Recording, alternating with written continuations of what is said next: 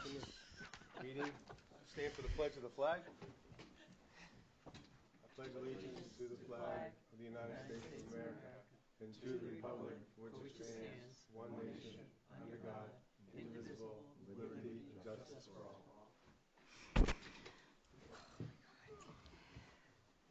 I'm sure everyone's awake now. Roll call. Counselor Moore? Here. Counselor Robichaud? Here. Counselor Kane? Oh, she is Counselor absent. Kane is excused. I'll make a motion to accept her excuse. I'll second. And we need roll call, correct?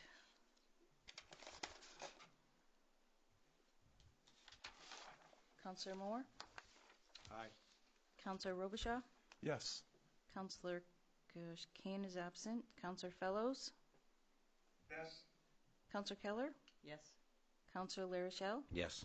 Counselor Lunt? Yes. 6-0, order passed.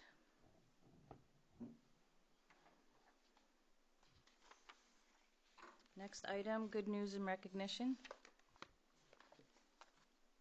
Oh, I have one. I thought that was this is an old agenda, I guess. Oh, I'm sorry. Yes, we do have a public hearing. So I just have one quick one. So last night, Mark Stevens was awarded with the William V. Haskell Distinguished Professional of the Year Award. This award is the highest award a Maine Parks and Rec director can attain in the state of Maine. The conference was held at Samoset in Rockland, Maine. Mark had no idea he was being nominated for the award. His entire family came, and stay tuned for the Sun Journal article about it that he was interviewed for today. So, congrats, Mark. Congratulations. Congratulations.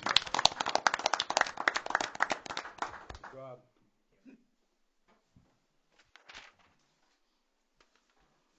Any other good news and recognition? There being none, next item. Public hearings, victualler's license for Elite Nutrition. I'll open that public hearing. Anybody wish to speak to the license for Elite Nutrition? Seeing none, I'll close that hearing. Next item. Audience participation and response for agenda items. At this time, those in the audience who wish to speak may approach a lectern to address items or issues that are on the agenda. Please use a microphone and state your name for the record. Anybody in the audience have anything to say? Seeing none, next item. Consent agenda. Consent agenda items are considered routine and will be considered for adoption by one motion with no separate discussion unless a counselor requests an item be removed. Any counselor wishing to remove an item may do so now.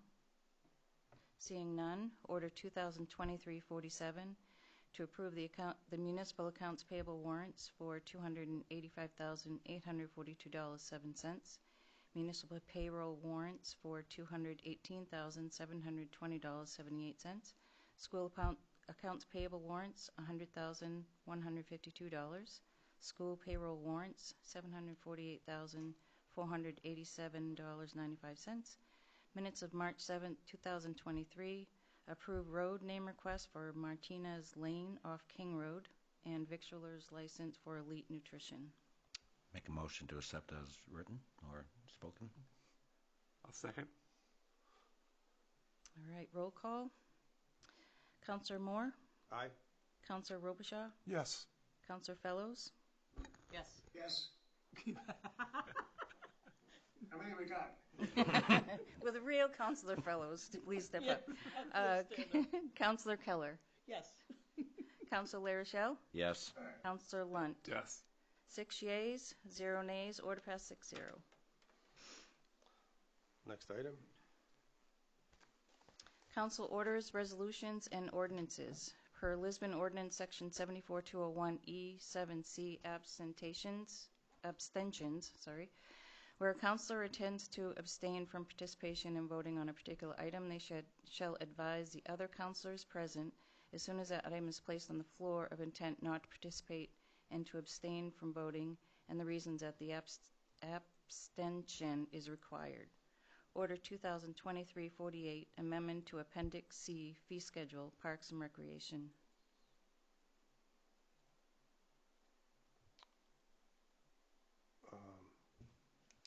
Wasn't Mark just here for that? Open that hearing. Yep. I'll make a motion for discussion. I'll second. I think Mark's actually looking to Motion actually for there, yeah. increase the revenues here, so maybe he can actually tell us about the details. I just had a detour. I was talking to my son who was, the last time he was in my old office, he was choking on a starburst, and he was, fire chief saved him from choking. Really? Brought back good memories. He was 4 years old. Oh, my So God. that's how long I've been around for. Well, thank you. Hopefully everybody has a copy of my proposal for fee changes and for this upcoming year. And during the budget meeting we had on Saturday, I talked a little bit about expenses and how revenues are matching on some of our programs. And I talked about markets and how we were under market in a lot of our programs. So I'd like to start off by proposing that for our summer day camps, our resident fees go from $475 to $550. We have about 220 kids in our summer day camps, and just residents. For non-residents, I'm proposing that we increase our non-resident fees from $550 to $750. We have about 60 non-residents in our summer day camps. I know that sounds like a substantial amount for the non-resident fees, but it's still considerably under market from what other towns charge. And we're also proposing a sibling discount from $25 to $50, so they'll get a little bit more of a discount. Summer sport camps, 30 to 35, non-residents 45 to 50. Before and after school, we're proposing that we do a daily fee from $4 to $5 per day, and weekly fee from $15 to $18. We have about 30 kids in our before school program. It runs from 7 to 7:45 every morning before school at Lisbon Community School. Our after school program, we're proposing that our daily fee goes from $12 to $15, and our weekly fee goes from $50 to $65. And we have about 100 kids registered, but on a daily basis, we usually have around 65 kids. I'll go quickly through the football program.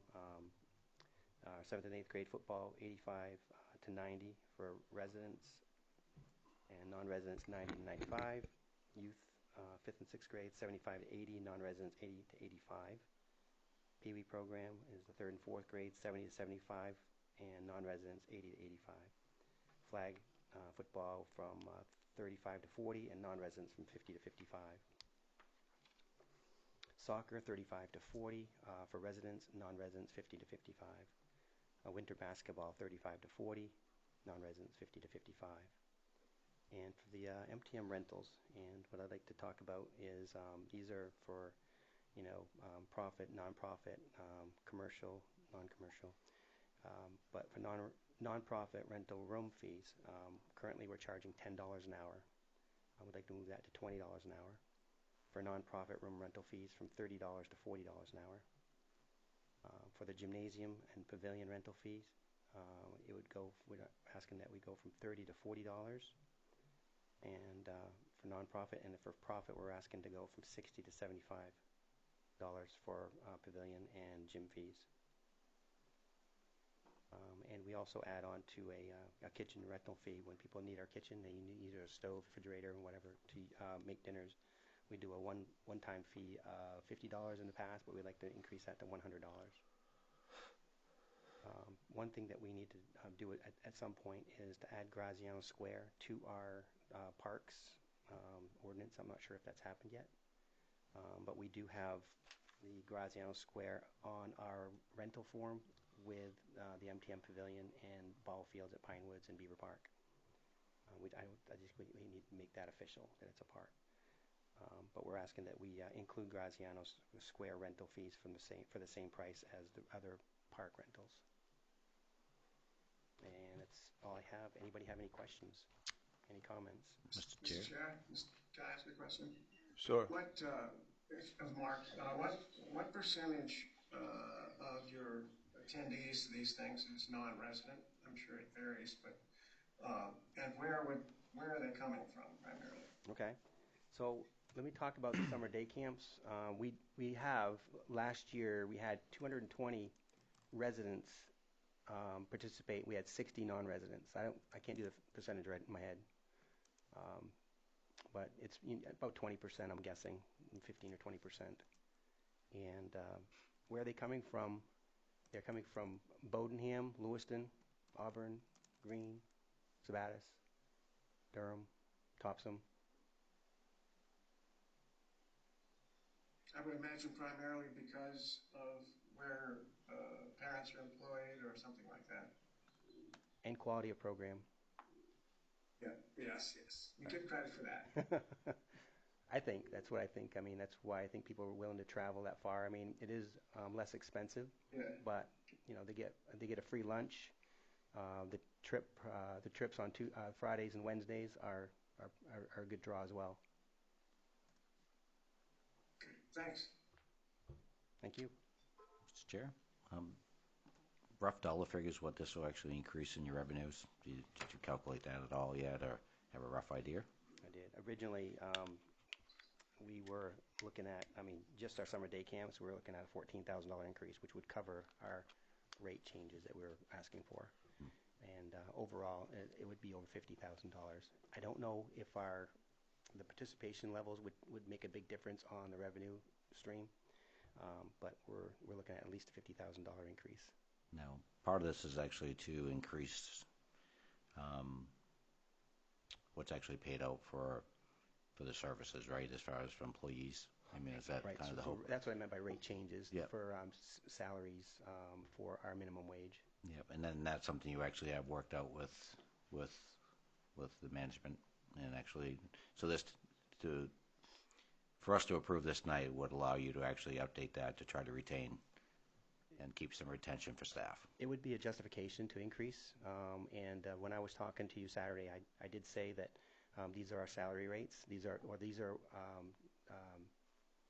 temporary and seasonals versus regular and long-term employees. But I said there's an asterisk with the seasonal and temporaries because we were talking about revenues on this evening. So that's what I meant by that. And do you think this will actually be sufficient enough to actually get people to come back and keep some seasoned people, or do you think we still need to go further? Because it sounds like you're actually going over and beyond what you needed to for revenues to actually make that happen. I think we're going to have to go even higher, and here's why. I went to a conference yesterday up at Samoset, and one of the sessions I attended was retention employees. And a lot of camps have creative ways of trying to retain employees. They have a tier system. Our employee is different than it was 5 years ago, 10 years ago. The employee has a little bit more power because they can go anywhere they want for more money. So what they're doing is they're offering like a tiered program so that they're offering part-time employment, 20 hours a week instead of 40 hours a week for high school students.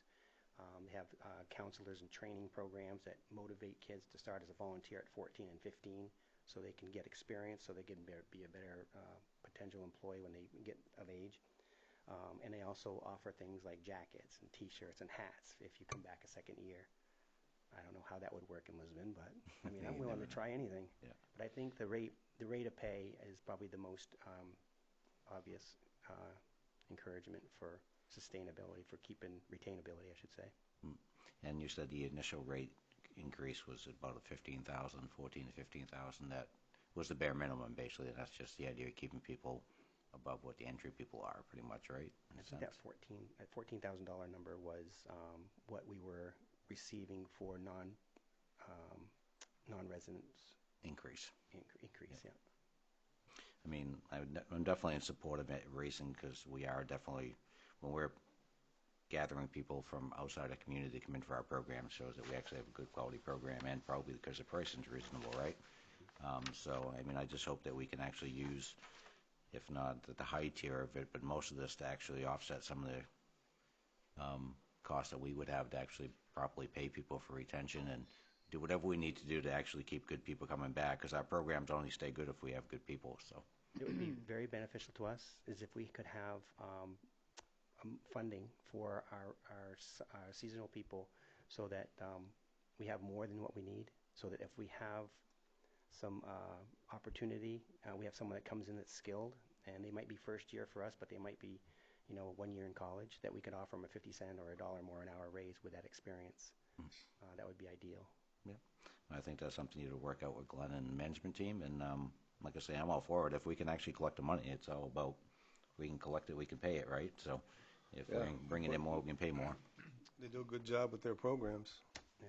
Our after-school They want to program. use them. Our They after-school. gotta offset that cost. Our after-school program, if it was a business, if we operate as a business, and we simply could, but we have about $130,000 in revenues that we bring in every year for that after-school program. It's 39 weeks, and we spend about $35 in salaries, maybe another $5,000 in supplies, but $40,000, and we're bringing in 120, 130. That does well as far as a business standpoint. The summer day camps, we strive to break even because the trip costs are so expensive. Like I was saying Saturday, one trip to Funtown is $7,000 or $8,000. With that many kids. So we're striving to break even on most of all of our programs. Well, I guess the good news is you didn't use your bandwidth all at once, right? So as next year and the year after, you still have more to room, more. So over the years, this is kind of like over the years, the council has never really come to me and said, "Hey, we really need you to increase revenues." Right. And because of that, I haven't done it. Right. Every now and then, there'd be a year where the council says, I think we need to focus on revenues, and we have, and we increased incrementally.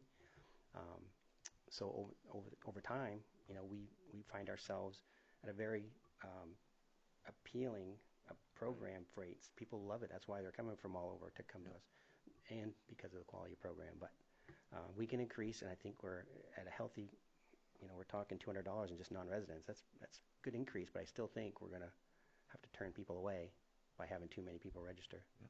Well, that's a good thing to have, right? If you're full. So Yeah. Good job. Thank you. On the Saturday there, we talked about scholarships, and I just want to make sure that we're not turning away people that can't afford it. If your parents can't afford it, and there's some big price increases, are we going to go forward with some kind of a program to make sure that there's something for people whose parents are struggling financially? Yes. So right now we have, I think Kayla had mentioned that we have like $500 in an account with the additional income or money that we had budgeted for $2,500. It gives us around $3,000 estimated. I'm thinking we're going to blow through that pretty quick. Yeah. And if we do, in the past, I've always had a little bit of lateral to certain circumstances. For example, school department calls me and says they have 2 homeless families, McKinney-Vento. What I do is I'll work them into our after-school program, before-school program. We don't charge them. And sometimes the school will help us out with some funding because they get grants, things like that for that. But sometimes they don't, and we just eat the cost. Mm-hmm. There's no real expense for that. Right. I have extra kids, but I think that as long as I can have that, that lateral movement to allow, internal scholarships, if there's certain circumstances where kids can't afford it, there's a family that's burned out with a fire and they would need to be in our programs to allow that kind of things to happen. And you have the staff in place that can absorb a few extra. To your point, doesn't cost anything. They're already Right. there. They're already there. Already there. So Right. that's Exactly. Yep. Anything else? Good job, Mark. All right. Thank you very much. Have a good night. Next item. Do a vote, or Do is you that want to something vote? you would Oh, vote on? we have a vote. That's right. Yeah. Sorry. It's all good. I was so engrossed in your presentation. I just was lost in the ether there for a second. It's all right. So we have a first, and Ray was a second? Yes. Okay. Roll call. Counselor Moore. Aye. Counselor Robichaud. Aye. Counselor Fellows. Yes. Counselor Keller. Yes. Counselor LaRochelle. Yes. Counselor Lunt. Yes. 6 yeas, 0 nays, 6-0. Order passed. Come on. Did I answer the right time that time? You did, yes. Good. Next item. Order 2023-49, Council Working Rules, Policy Update. Mr. Chair, do you want to move this article after the Water Department to let them have their say first? Council, I just wondered. I don't see any reason why we should. Okay. Is there a motion? I'll make a motion for discussion. I'll second. Is it my discussion? Mr. Chair? There's a motion, right? Oh, we're just going to discuss? Yeah, we have a motion and a second for discussion, yeah. Okay. All right, it's my amendment, so I'll start it off. This amendment is to amend the attendance section of the working rules for the town council. I'll read the attendance article with the proposed amendment included.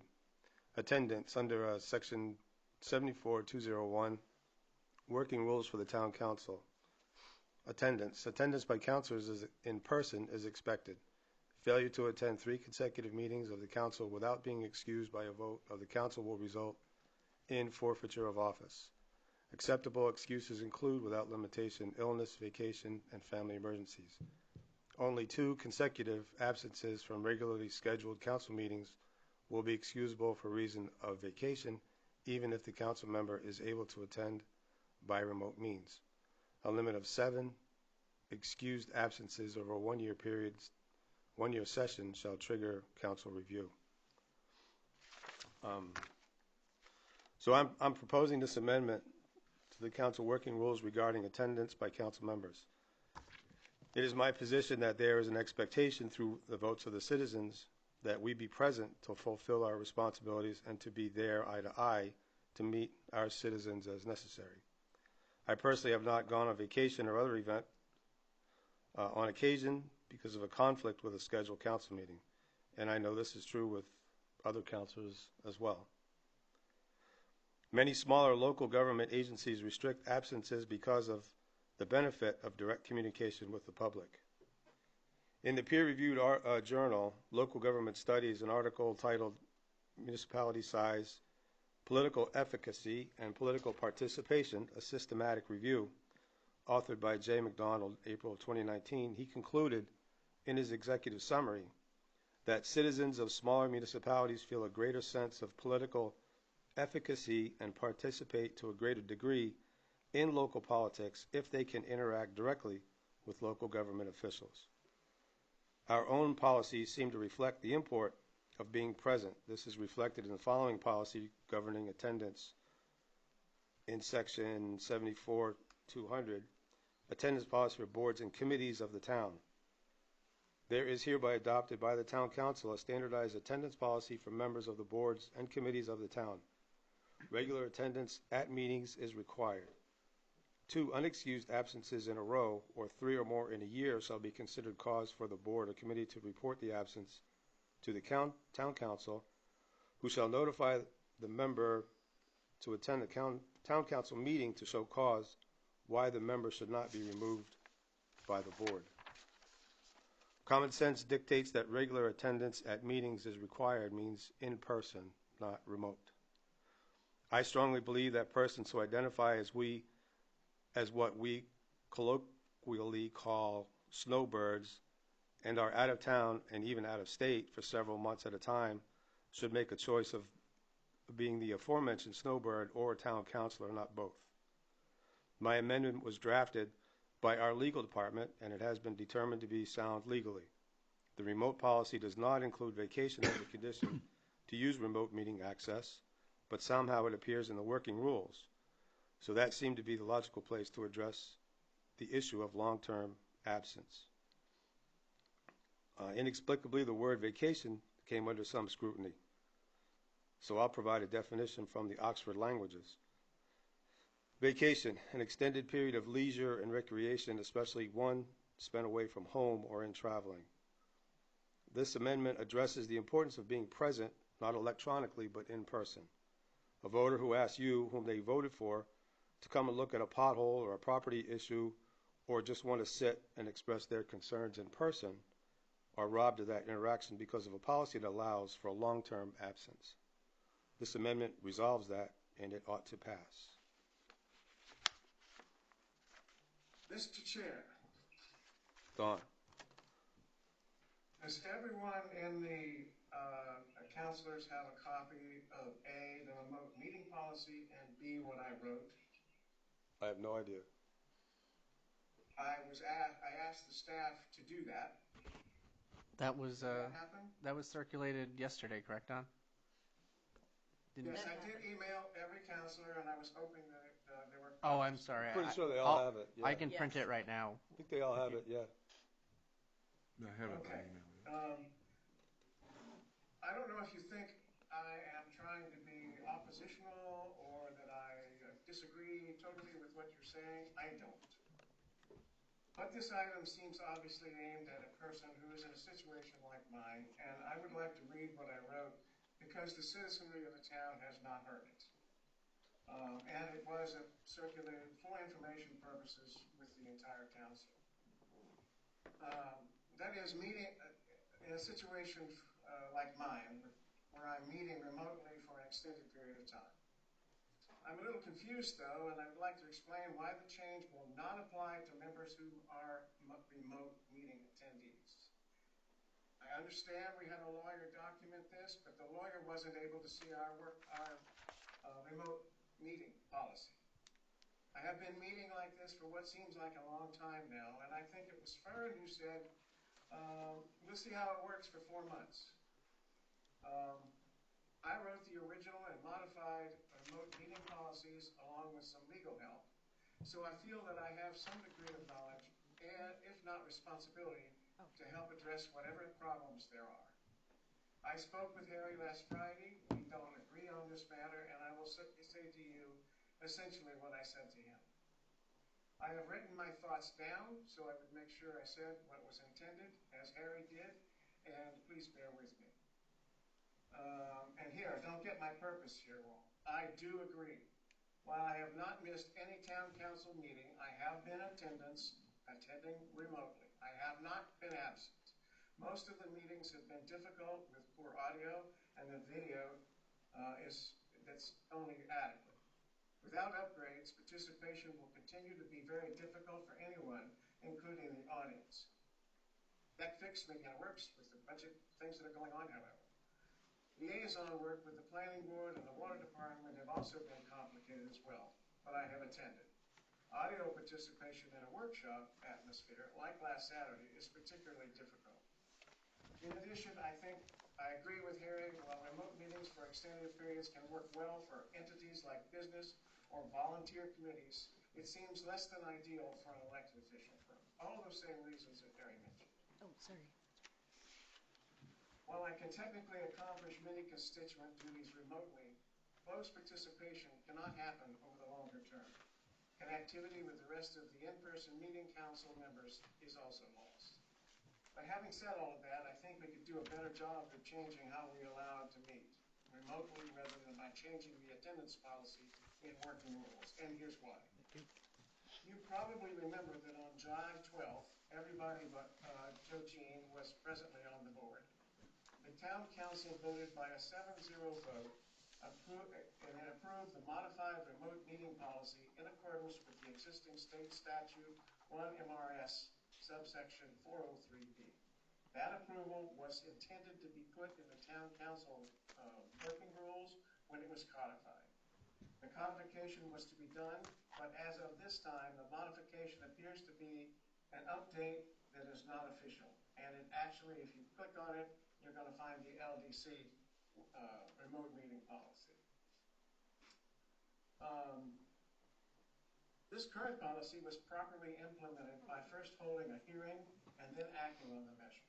The policy should appear in Chapter 74, Article 4, which deals with boards and committees. Subsection 201 is the council working rules, and subsection 202 says it is the town council remote meeting policy, but actually is the LDC remote meeting policy, which was never a town council order. Something went awry. I believe it was the time of change between clerks, and it should be easily fixable. And in conversation with the clerks, I think it has been, or will be. At any rate, the remote meeting policy was a legal action on the part of the town council, done properly, and therefore is in effect. I think we will be doing things differently, if not wrong, by changing subsection 201, the attendance policy. And here's some more. The proposed revision conflicts with the remote meeting policy in that only 2 consecutive absences from a regular meeting would be allowed. Whether that's right or whether that's wrong or whether we change it to that, the remote meeting policy says the long-term remote attendance defined as more than 3 consecutive meetings. That shall be discouraged. But more importantly, the proposed revision to the working rules seems to attempt to call out remote meetings for the reasons of vacation as absences, which may be excused at some level. Both the state statute and our remote meeting policy require for a person who participates remotely, attendance be considered present for the purpose of quorum and voting. Therefore, if given permission to meet remotely, there is no absence at all requiring excuses. That is also why we do not excuse me when I attend remotely. And that is the main reason why the change will not apply to those who are meeting remotely. Secondly, the proposal lacks a definition for vacation. Harry just mentioned that. He defined it. It's still not in writing. The remote meeting policy as now written gives council chair the authority to grant remote meeting policy.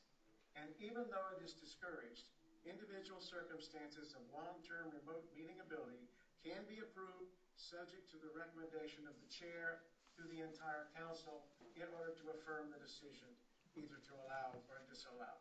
That authority is clear, has never been changed.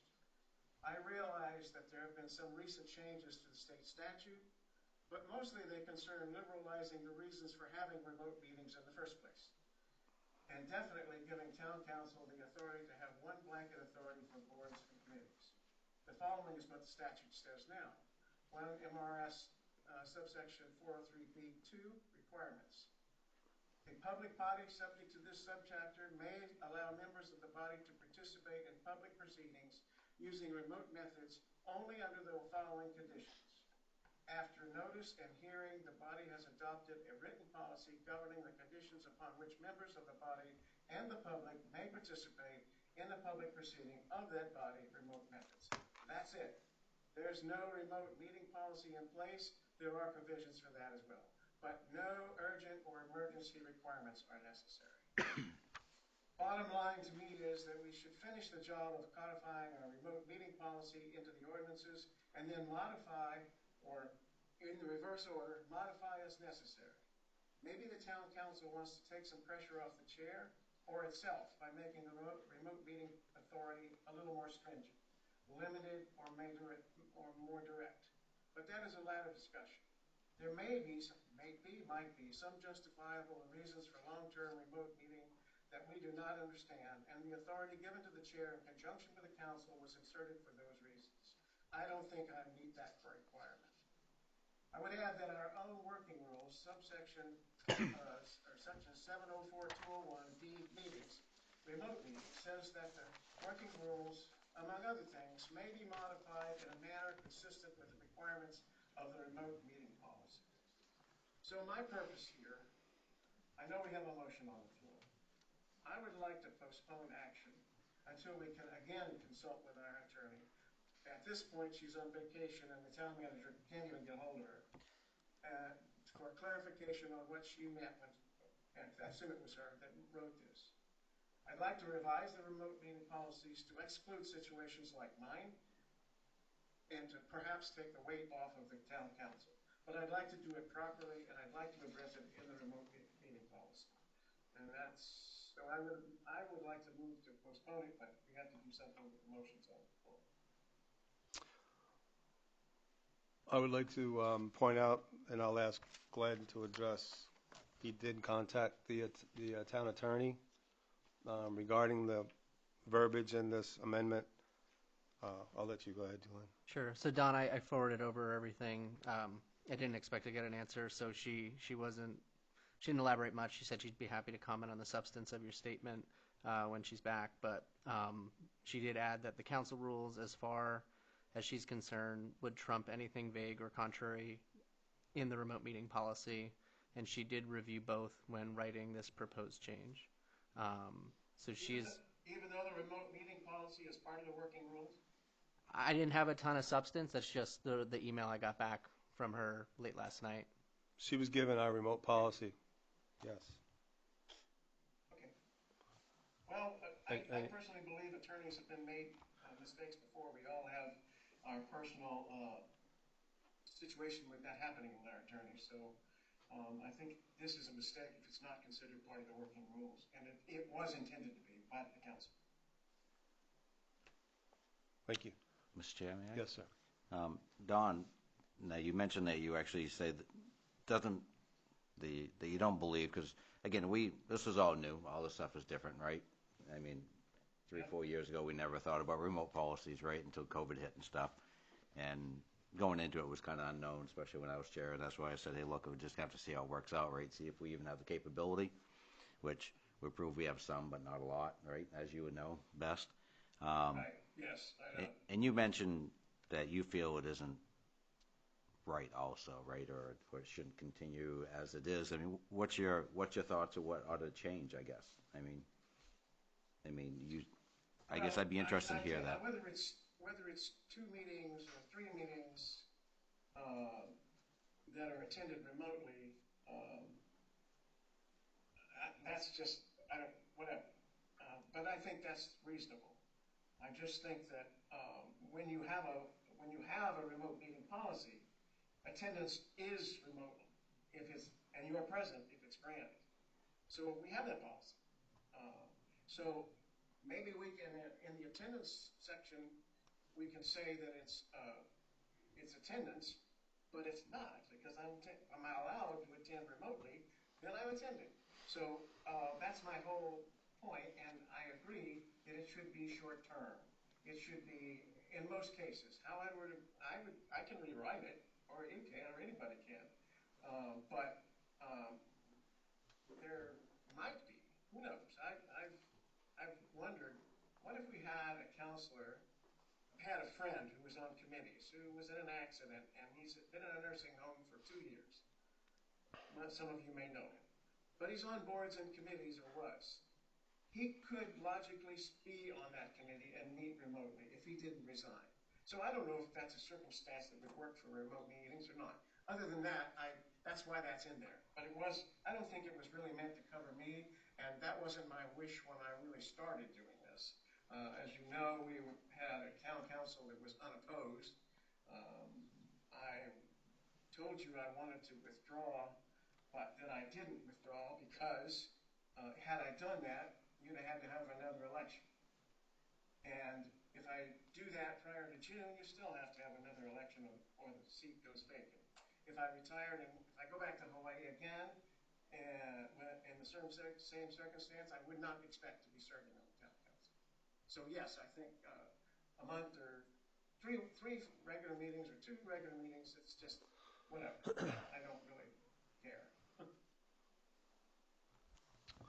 So I think you understand I'm not imposing everybody here. No, and we appreciate Before it. That's good. Yeah, and I appreciate actually your thoughts, because it has been trying on both ends, I'm sure. I mean, for us and for you electronically, and it's just one right now. Our ordinance written that 5 people could be up on the screen, and that would be a very challenging meeting if there was actually 2 people here and 5 people on the screen, especially when we're trying to do an event and we're moving you around the screen just so people can read the screen. If you had 5 people, that would have been a juggling act for sure. Just in the big. Actually, when everybody is remote, is a lot clearer and easier to understand. Yeah, you still lose the context of meeting, but it's a whole lot easier to understand than it is. Pretty hard to get the people sitting here to. Harry can attest to that too. Pretty hard to get the people here to enjoy it if everybody was remote. They probably wouldn't enjoy it very much. And we really didn't know. I mean, that was the biggest thing, right, of how it was going to work, how it wasn't. And we all had a little bit of concerns about it, and I still think there's kind of a big unanswered question as far as remote versus whether you're present or not, and I'm no legal scholar by any means, but it's been, I mean, I know as chair, it would have been hard for me to actually, in good faith, say whether someone is here or not if they're not here, right? And by our working rules, if we can't say they're not here, then we can't actually we can't police, right? We can't actually control the idea of, someone actually could stay on council for an extended period of time, up to a year, even if the council didn't want to be there, because we couldn't actually call them not here, right? In a sense? That's not quite true, because technically, yes, I know we changed, you were the chair, and then now Harry's the chair, right in the time I left. So that didn't help. That was a little confusing, I'm sure. But that policy as we now have it says that the chair, recommended to the town councils, can say no. But we've never done that. And I don't think we've ever wanted to do that. But it could be done, and the way it's now written. And I would have expected and would expect people like Mark to bring it up and say, okay, next time, no go. And so that current policy covers, and it is state statute that says if you are allowed to attend remotely, you are present for quorum and voting. That's state statute, and that's where we got ours from. Yeah. So, I think the key word there is quorum and voting. You're there for quorum and voting. You have to be allowed. So you can fill a quorum if you're remote, and you can vote if you're remote. Yes. That doesn't mean you're here, physically here. You're not physically Obviously. there. You're in attendance remotely. Right. I think the best place to change it might be in the remote participation policy. Just make that tougher language in there that says, if there's a recommendation, anything more than 5 or 6 meetings is you're removed from council, just like it says in this policy that you were suggesting to change. Yeah. You can put that in the remote participation policy and just say, more than 5 meetings won't be tolerated. The idea, my understanding of the remote policy was born up by COVID. Mm-hmm. That's what this came from. And there's nothing in there that says anything about vacation. It doesn't say anything about anything other than emergency or urgent issue that requires the body to meet via remote methods, or the illness or other physical condition or temporary absence of a member from the town of Lisbon that causes significant difficulty traveling to the meeting location. That's it. That's the remote policy of the town. Let me finish, Don, please. And that is not even a requirement of the statute anymore. It doesn't have to be emergent. There's no requirement, and that was That's our policy. Legislature's doing. I know, I wrote it. I know. And I'm just saying that should be updated to go with state statute too. No matter whatever we make for stringent requirement is what it's going to be. But if we do have a remote meeting policy and allow some circumstances of remote meeting, then that is attendance attendance for voting and quorum. That's all I'm saying. The more important issue and my concern was having a counselor that people vote for be gone for a third of the year. Just gone, not here. So they can't say, can you come and look at this? I want to talk to you. I want you to look at this property line issue. I want you to, and you can't do that because you're not here. You may be here by attendance. You may be here by, well, I'm glad you agree. So the working rules trump any remote policy that we have according to the town attorney. So I think that's a good place to make this change. That's why I made. Did not delineate the fact that the remote meeting policy is part of the working rules. It is not separate. It was intended to be posted there, and in fact is titled there. It is part of the working rules. So now you're changing the working rules, which is right. Really, right. Yeah, and you're allowed to do that. So that's what we're doing. Okay, go right ahead. Any other discussion? I think the intent of any of this is the idea of just clarify or probably fine tune in the idea of what's expected of the council as far as remote working rules. I mean, however we do that, I do appreciate Don's opinion, the idea of testing it out and realizing that it's not with the technology we have today, not as easy as it should be as far as to be remote for an extended period of time. I do believe there has to be some remote opportunities, just for short term, for 1 or 2 meetings or whatever it needs to be, especially if we do run into another situation where we're just not able to meet at the town office or whatever. But how we go about that, not actually, I don't really know as far as to me it doesn't make a difference working rules how you go about it. We just got to make sure we have the changes in place to make it fair for everybody, that's all. Mr. Chair, would you consider, or would the council consider postponing this till the second meeting of next month, where we can actually have time to think about it a little bit, and I will be in person next meeting and the next two meetings, so maybe we can argue about it then. I would not consider that.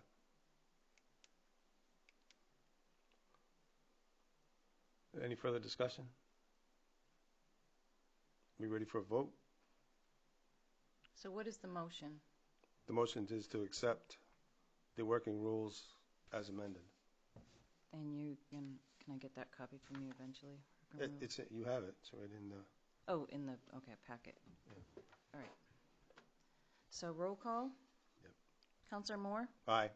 Counselor Robichaud? Yes. Counselor Fellows? No? Counselor Keller? Yes. Counselor LaRochelle? Yes. Counselor Lunt? Yes. So we have 1, 2, 3. So we have 5 yeas, 1 nay. Order passed 5-0. Next item. 5-1, I'm sorry. Yes. Yes, you're. All right, order 2023-50, Water Department General Obligation Bond Approval. Bond Authorization Order. Whereas by referendum vote conducted on November 5th, 2019, the voters of the Town of Lisbon ratified an ordinance duly passed by the Town Council of the Town of Lisbon, which authorized the issuance of up to $6 million in general obligation bonds to the town to finance various water department projects, including but not limited to upgrading meter reading equipment, purchasing equipment, and replacing failing infrastructure, including infrastructure on and around Route 125 in the Town of Lisbon, the project. And whereas the Water Department has determined that it is ready to conduct another $1.5 million in improvements related to the project. And whereas the Water Department and the Town Council have determined that the interest of the town will be best served by issuing the town's $1,500,000 2023 General Obligation Water Bond, the bond, through the Maine Municipal Bond Bank's General Resolution Program, Spring 2023 issuance, the bond issuance, to finance the project.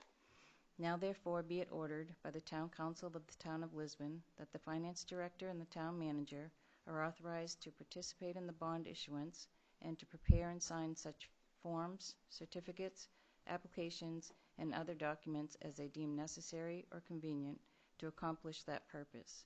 And further, that the issuance of the bond, subject to the terms and conditions of the bond issuance, is hereby approved. Make a motion for discussion? Second? Roll call. Do we need? Oh, we're just No. discussing. Yeah, I mean, if we could, and Sorry. so really, since it's already been ratified by the voters, there's no need to go to vote, right? It's basically just an approval by council and to move forward with the bond bank.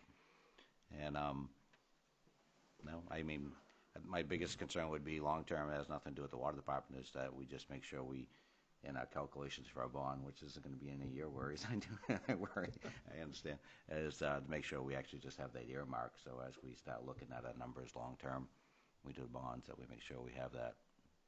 Because this will be, what was the first bond? How much was it? And that was for the Route 9? Or was that something different? That was a separate bond. No, if you could come up and explain, yeah. The other 1.5 was for the starting of the Main Street, or? No, the first, Could you state your name for the? Sally, business manager for the water department, Sally Reynolds. The first 1.5 was a whole project of water mains to replace on smaller streets, smaller scope. Then the state decided they were going to move forward with the 125 project. Finally, yeah.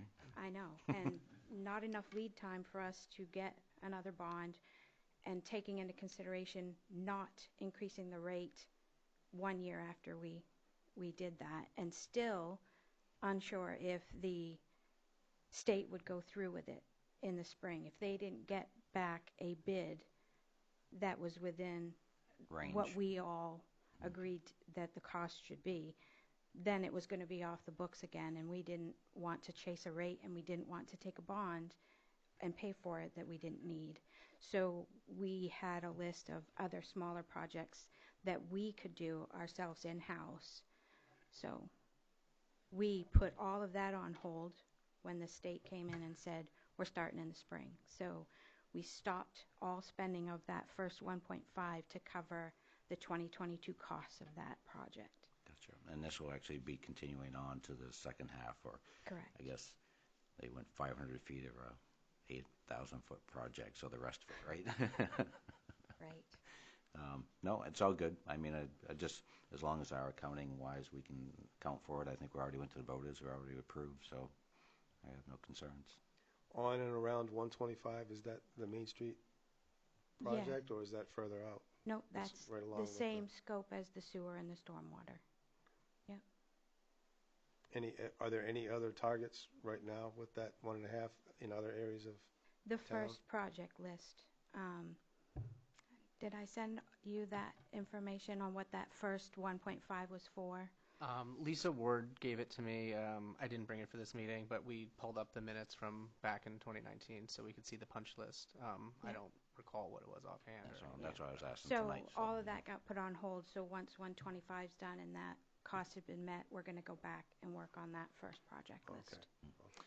And may I ask one more question? Yes. Do you actually, for the remaining amount of the bond allowance of $6 million, do you actually have, I mean, we have endless projects, right? I mean, we can go forever and ever, but do you Correct. actually have kind of a capital outlay where that's going to go Yep. over the next, do you see that next couple years, or 1 year, 3 years?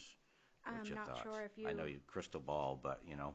If you've been privy to the PFOs and PFA discussions and the lead and copper discussions, that could become part of that depending on when they approve limits. If we meet them, if we don't meet them, we need infrastructure to meet them for both of those purposes. Our plan is to take 1.5 every 3 years. Hopefully that will work. Like I said, it depends on when the state or EPA say, this is when we have to meet these criteria. And if we meet them, we can continue on to other bigger infrastructure. And nothing breaks, you're all good, right? That's not realistic. No, I know. The other question I had is that, and we've talked about this a little bit, about some of the federal money coming down and available. Is any of that grants matching at all, or is that, do you know if, I don't even know if Elizabeth's going to be privy to any of that federal money that's going to be available for infrastructure? But Specifically for the SRF funds, are you speaking to that? Money, that's where that's made in available general, in, just and what the we hear about forgiveness? people talking about, that's all, and Yeah. I wouldn't be lying to you if I told you specifics on it. But. Sure.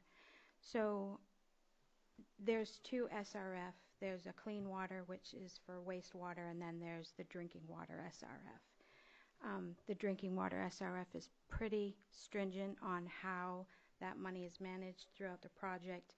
Certain wages you have to meet. The way you do payment requisitions, it just takes on more cost, and you can't do the work in-house. It has to be sent out to a contract bid. So, as most federal grants are, even with we even see it with our facade grants, you actually had to make Bacon's Davis-Bacon wages, yep. wages and everything, so it's all very uncontrolled. So when you're talking about 1.5 million that you can just put to materials and, say, paving, you would then have to pull out, because our wages are already part of our budget, are already figured into that rate case. So when you have to start putting in outside wages, that just increases the rate, and you get less work put in the ground, less improvement for that money. If it was all federal money we're spending, then it wouldn't be so bad, right? Because it's actually all relevant, right? But most of the time it wouldn't be. That's why I was wondering if there was actually matching numbers that needed to be with it, or if the grants were actually just whole. But there's a lot more available for the lead and copper and for the PFO, PFAs, and more will become available when you know you need to make improvements. Gotcha. And No. that. That's good. And we're always looking to see if we can get money from away, that's all. But I do realize there's a lot of guidelines and hoops, and every project we go through is kind of like that. That's why staff gets kind of so burnt doing a lot of this stuff. So, but appreciate the information. Thank you. You're welcome. Thank you. Welcome. Any more discussion? Ready for a vote? All right, roll call. Counselor Moore? Aye. Counselor Robichaud? Yes. Counselor Fellows? Yes. Counselor Keller? Yes. Counselor LaRochelle? Yes. Counselor Lund? Yes. 6 yeas, 0 nays. Order passed 6-0. Thank you. Thank you. We're going to keep doing our business. If you guys want to leave, you're certainly welcome to. Next Wouldn't item. blame you for staying. There's a lot of interesting stuff, you know. Good night. Next item. Other business, municipal revenues. Kayla. Hello, everybody. Hi. Bear with me. Just have a bout of allergies going on. So I'm going to go ahead and share my screen, and we're going to kind of dig a little deeper into some of these proposed revenue details. We went over it as a big picture in the previous few workshops, but after tonight's discussion with Mark Stevens, our Parks and Recreation Director, I'd like to I was doing some numbers as he was talking. Heard you're doing some pretty quick going there. Yeah. Working on the fly, right? Oh, of course, always.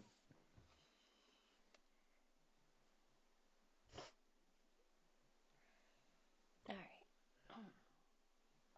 So we're going to start from the top. Excuse me, Don, can I have you mute your... Yeah. Thank you.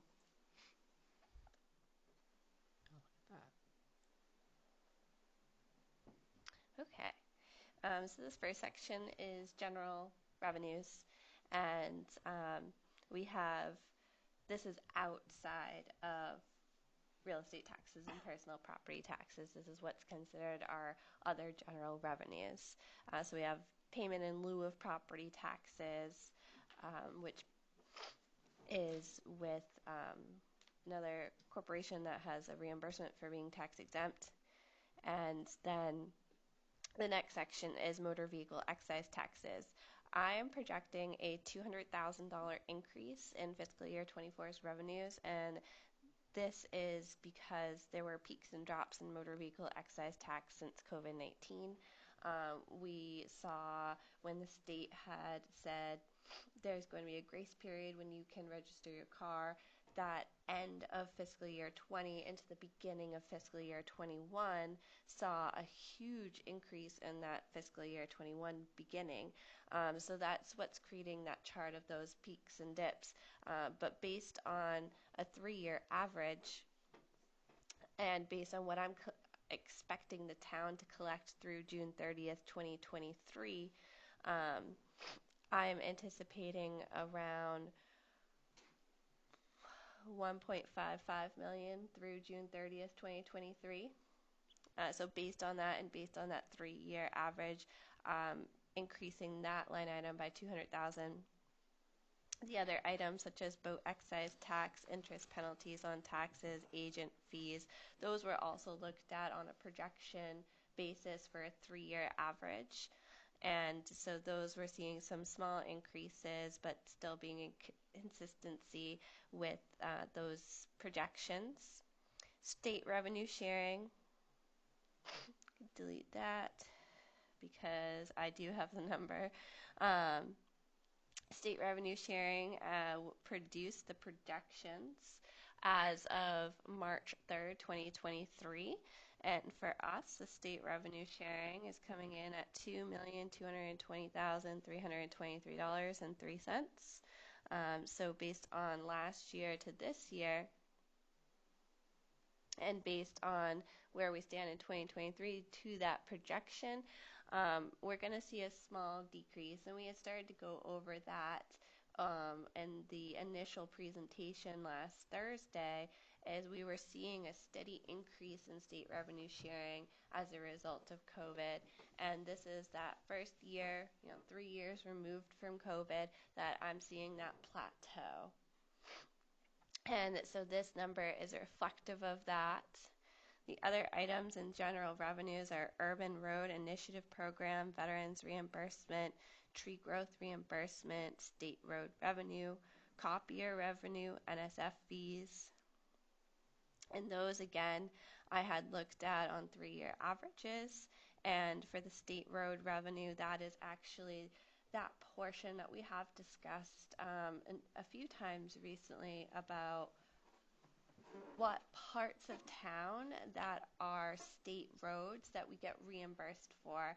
And based on the state calculation, we're getting $21,727 for the state roads that are DPW plows.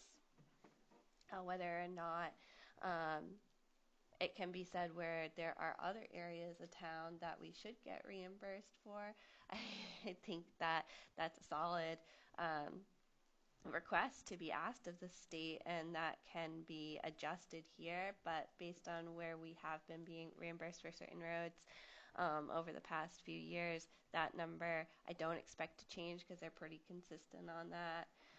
But I would be happy to see if that discussion were to come forward of any additional areas. You know, we've talked about Route 125 because it's portions of Route 196, Route 9 off of Upland Road. So if you guys do have that discussion with the state, you can always increase that portion of the revenues. The School Street School also? Street, That's also, right? For the state Yes. road also, yeah.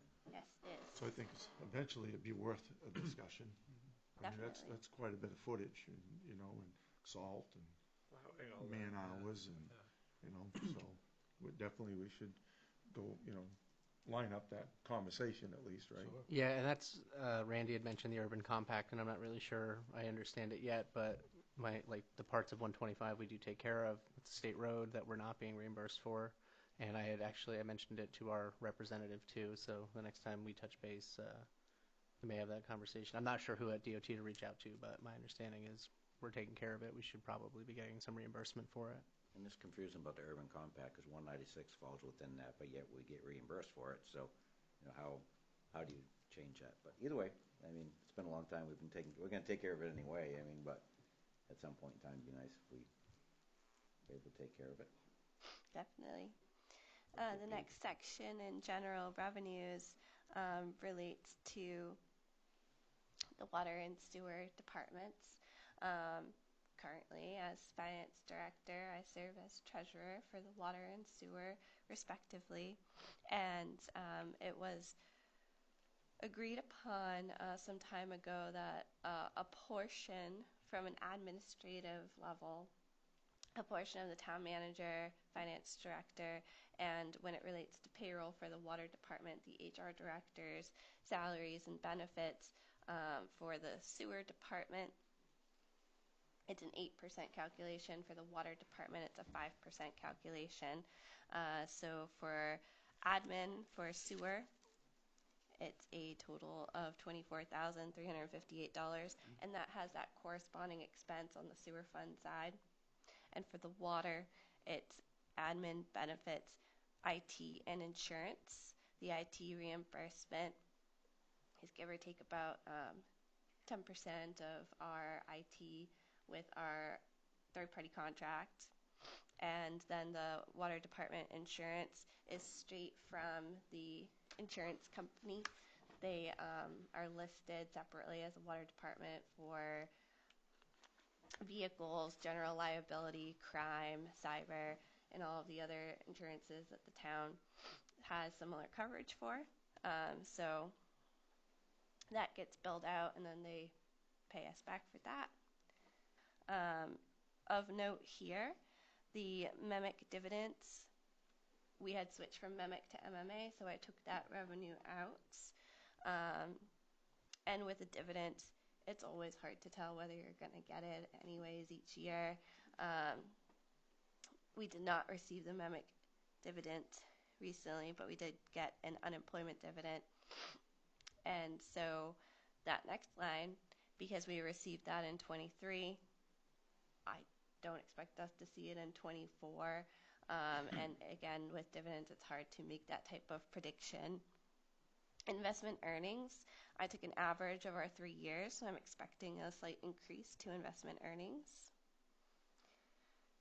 And you'll notice insurance claim revenue knock on wood, we'll start to see that start to go back down. But this year we did see a lot of insurance claims, vehicle accidents and such. So it's there because we had received money from the insurance company, but it's one of those things that you don't typically budget. You don't expect to get into a car accident and receive insurance money from that. We don't want to be in that habit of budgeting Nope. wannabe accidents. So it's there, so I can show you all what we've received so far, and this is as of March 1st. We have had more since then, but that's the reason why it's there.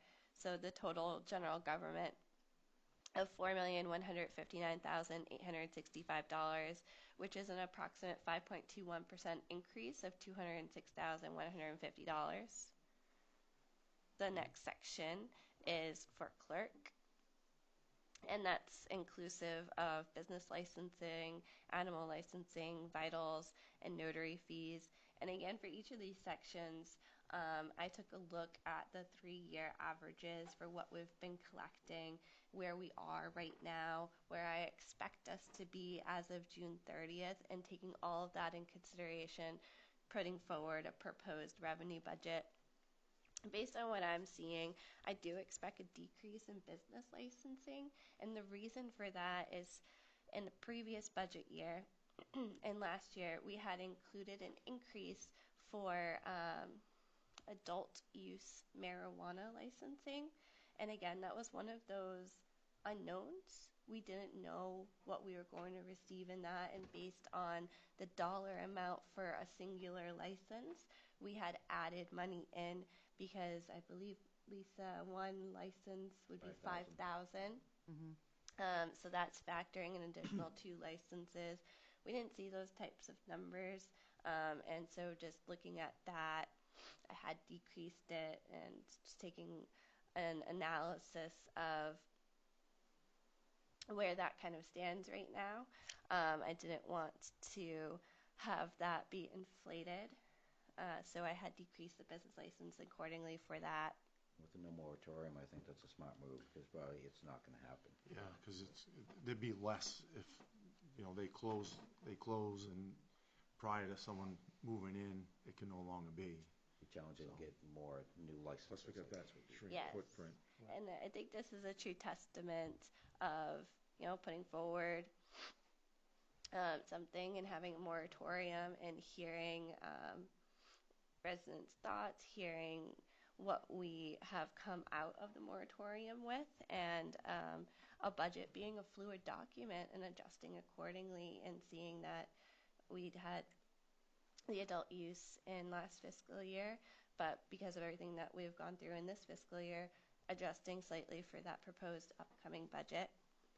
So for clerk, I'm anticipating an $8,875 decrease.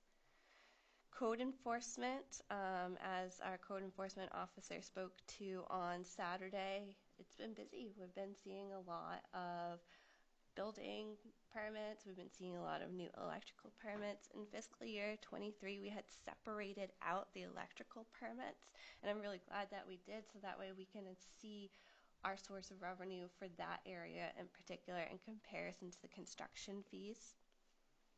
So based on where we are right now, at $6,000 collected for revenue, I'm anticipating us to reach that 9,000 marker by June 30th, and as such, I didn't have a 3-year comparison because we did it last year, but based on where I expect us to be at the end of June 30th, I had increased electrical permits by 3,000 to give us that 9,000.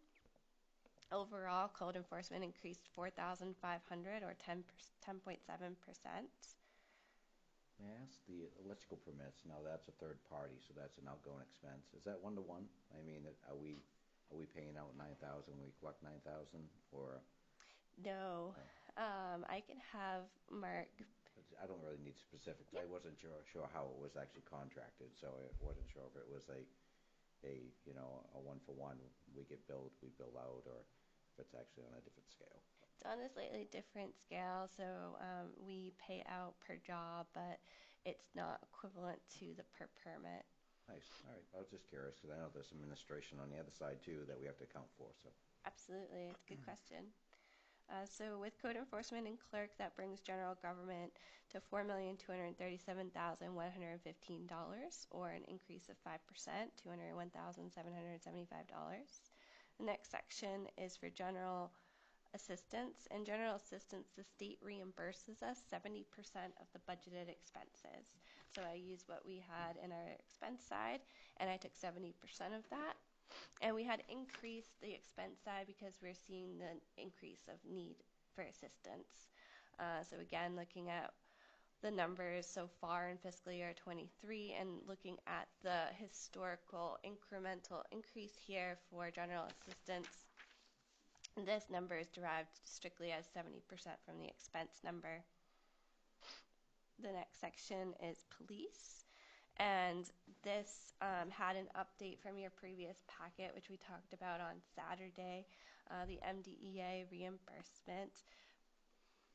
Previously, we had the $26,000 in there, and that was the number that we were given at the time of the conversation leading up to the budget. And now that the chief of police has confirmed those numbers with the state and the MDEA program, we can say that we're getting $106,358.57 as a reimbursement for that officer. And this is another example of those corresponding expense to revenues. So we have that on his expense side in the non-supervisory line. And this is the revenue side of what we're getting reimbursed for that on the general government revenue side. And the same speaks to the SRO reimbursement. For one SRO officer, the school reimburses 75% of those wages. Other items here are school details, miscellaneous fees, police report fees. I didn't have any other increases. Those typically stay within those confines. ACO, we discussed on Saturday that those are based on a calculation based on number of calls and based on a per capita. And we contract with Sabatis, Bowdoin, and Durham. So these are the upcoming budget for those 3 towns. And then the last public safety area is dispatching fees. We have Lisbon Emergency reimburse us for dispatching services, and I had left that the same. I believe Chief McGee had spoke that that contract is up this year, so we left that the same. Total public safety, $242,475.57. So we're seeing that $111,567.57 increase largely attributable to that MDEA reimbursement. The next section is solid waste.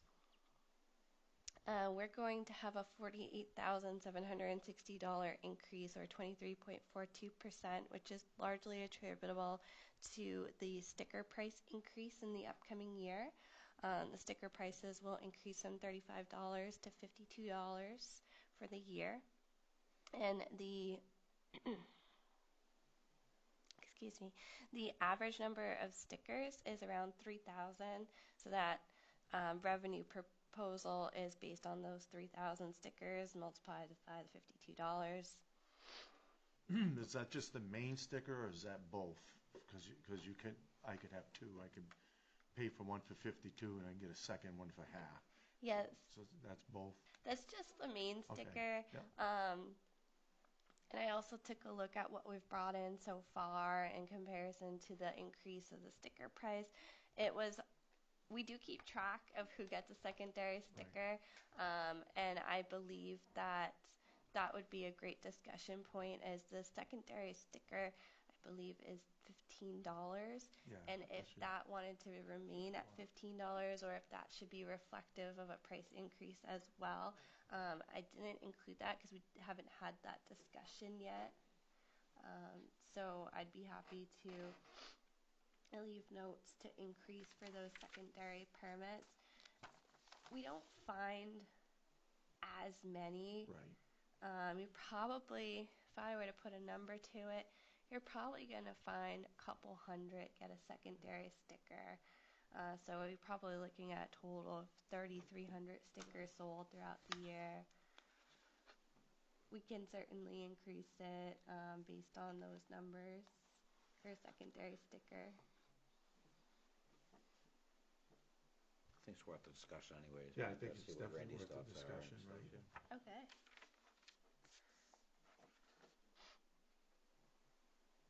And then the other items are our other disposals, our metal, cardboard, mixed paper, newspaper, yard items, tires, universal waste, and the commercial disposal fee.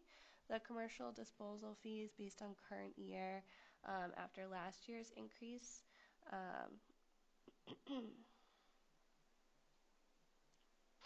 And so that I had increased 12,700 just based on collections when I was looking at fiscal year 23's revenue that we've brought in so far. It's not just commercial haulers. There's other commercial businesses that have purchased that type of permit, and so that includes other businesses that dispose, and so that's what we saw an increase in this year. Excavation revenue, Randy had spoke of how that tends to have a corresponding revenue to an expense item, and that I had increased 1,000 based on what we're looking at for fiscal year 23. The other items, our largest item that we see are yard items. Yeah, it's pretty impressive, $32,000 with income, right? Yes. Be interested to see what it actually costs us to dispose of them, though. I mean, whether that's actually a net profit or not. Yeah. So for total solid waste of $257,000, which is an increase of 23.42%. The next section is going to be culture and recreation, where we start with the library. I had small increases here, again, based on looking at 3-year averages and based on what we've collected so far in 23 and where I expect us to be as of June 30th.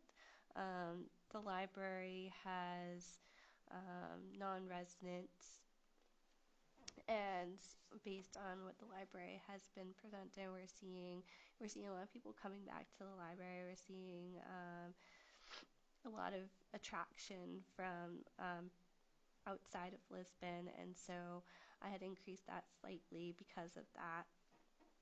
And then they also have small amounts for fines and faxes and damages.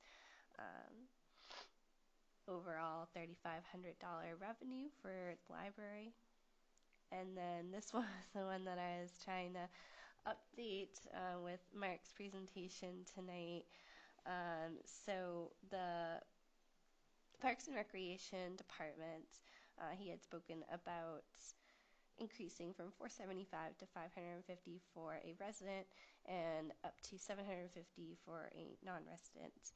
The number he had talked about tonight, there was approximately 60 non-residents, and I had asked the Parks and Recreation Department, because we have 3 camps. We have playground, checker, and cricket. And I tried to kind of get a breakout between the camps based on the total number of kids and the amount for the camp. So playground, I'm expecting $44,150 increase, and trekker $17,600 increase. And again, that can fluctuate just based on each year. You could have different age groups for different kids, but just going off of the 2023 numbers. And he had talked about a $50,000 increase to revenue, and that would be determinable of whether I have that $60 non-resident amount in the right space. So that can also be subject to change, but on par with what his presentation was tonight, I'm expecting an additional $50,000 to $60,000 increase to the Parks and Recreation Summer Camp program. Total Parks and Recreation of $347,500. You'll note here that total increase is showing $90,000. We talked about on Saturday the new line for bus transportation, which is going to have a corresponding expense to a corresponding revenue. The bus line that the Parks and Recreation Department uses for children trips and senior trips has now asked the town to provide a singular check for each specific trip. And so to do that, we had to add a line item on the expense side, and then we will collect the checks from the residents to then bring it in on the revenue side to have that corresponding revenue to expense. And so that 16,000 is increasing from his 50,000 proposed for the camps, but that has a matching expense, and the same with his new programs, an increase of 10,000, which again has a corresponding expense. Where's it actually show? Sorry, I didn't mean to interrupt. Is the, Oh, that's okay. So the room rental, what does that actually category does that fall under as far as like the just the MTM? Is that what the 4,500? Actually, right there, the 4306. Is that what it falls under? 4306. Yes, it does. So that's actually for room rental and stuff. Yes. Yep. So and that should, I mean, you put a pretty substantial increase on some of those hourly fees. Mm-hmm. So I would think that, not that you have to show it here, but I would assume at the end of the year that would actually add pretty substantial numbers. I would think, Yeah. right? Those were the first time I heard those numbers. Those can be added as well. Yeah. And I'll connect with Mark about adding that specific for the room difference. That's fine, yeah. But I mean, but the look of it, it was almost, you know, the percentage added that should come up, I would think, a couple $1,000 pretty easily. But. Mm-hmm, certainly. Next section is the TIF revenue. This is for the Economic Community Development Office. And so what this does is this matches the revenue to the expense side for the ECD budget. And on Saturday's presentation, we had discussed about the TIF that has ended June 30th, 2023, which historically has funded the ECD budget. And with that TIF ending on June 30th, 2023, we're not having any TIF revenue coming in. So the suggestion here is to bring in 50% of what's already available left in that TIF to help in the way it has been for several years, have that corresponding revenue to the expense, and then next year you'll see this line item go away, and it would be 100% on the operating budget side. Or a new TIF, right? Or a new TIF. Never know. This section is for interest rebates for capital leases. We see that each year, and it's towards the end of the year, we have that come in. I don't have a year to actual yet, but I left that just the same because I will expect that to come in around that amount for a total general revenue of $5,200,753.57, or an increase of 8.48%, $406,338.57.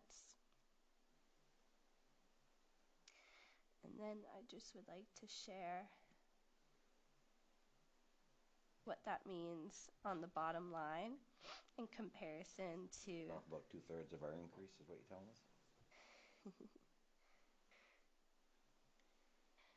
So based on those changes to the revenues, $5,200,753.57, the net effect that was previously presented last Thursday was a $683,000 figure for a net effect. After those changes to the revenues, you're now looking at a $563,000.76 net effect. Pretty good.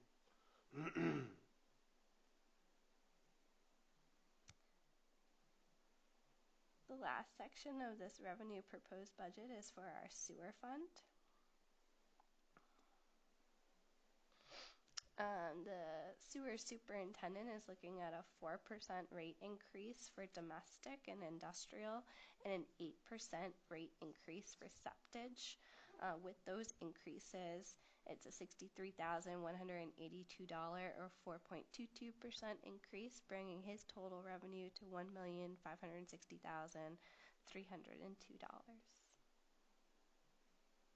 And that is the detail of these revenue line items, and I think it was a good example of how that could change during this budgeting process, and we can fill in those adjustments.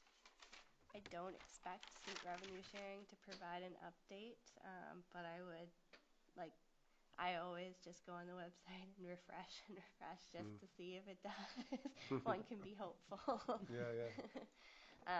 But just based on trends and where I'm seeing it, I do not expect the state revenue sharing to provide an updated projection.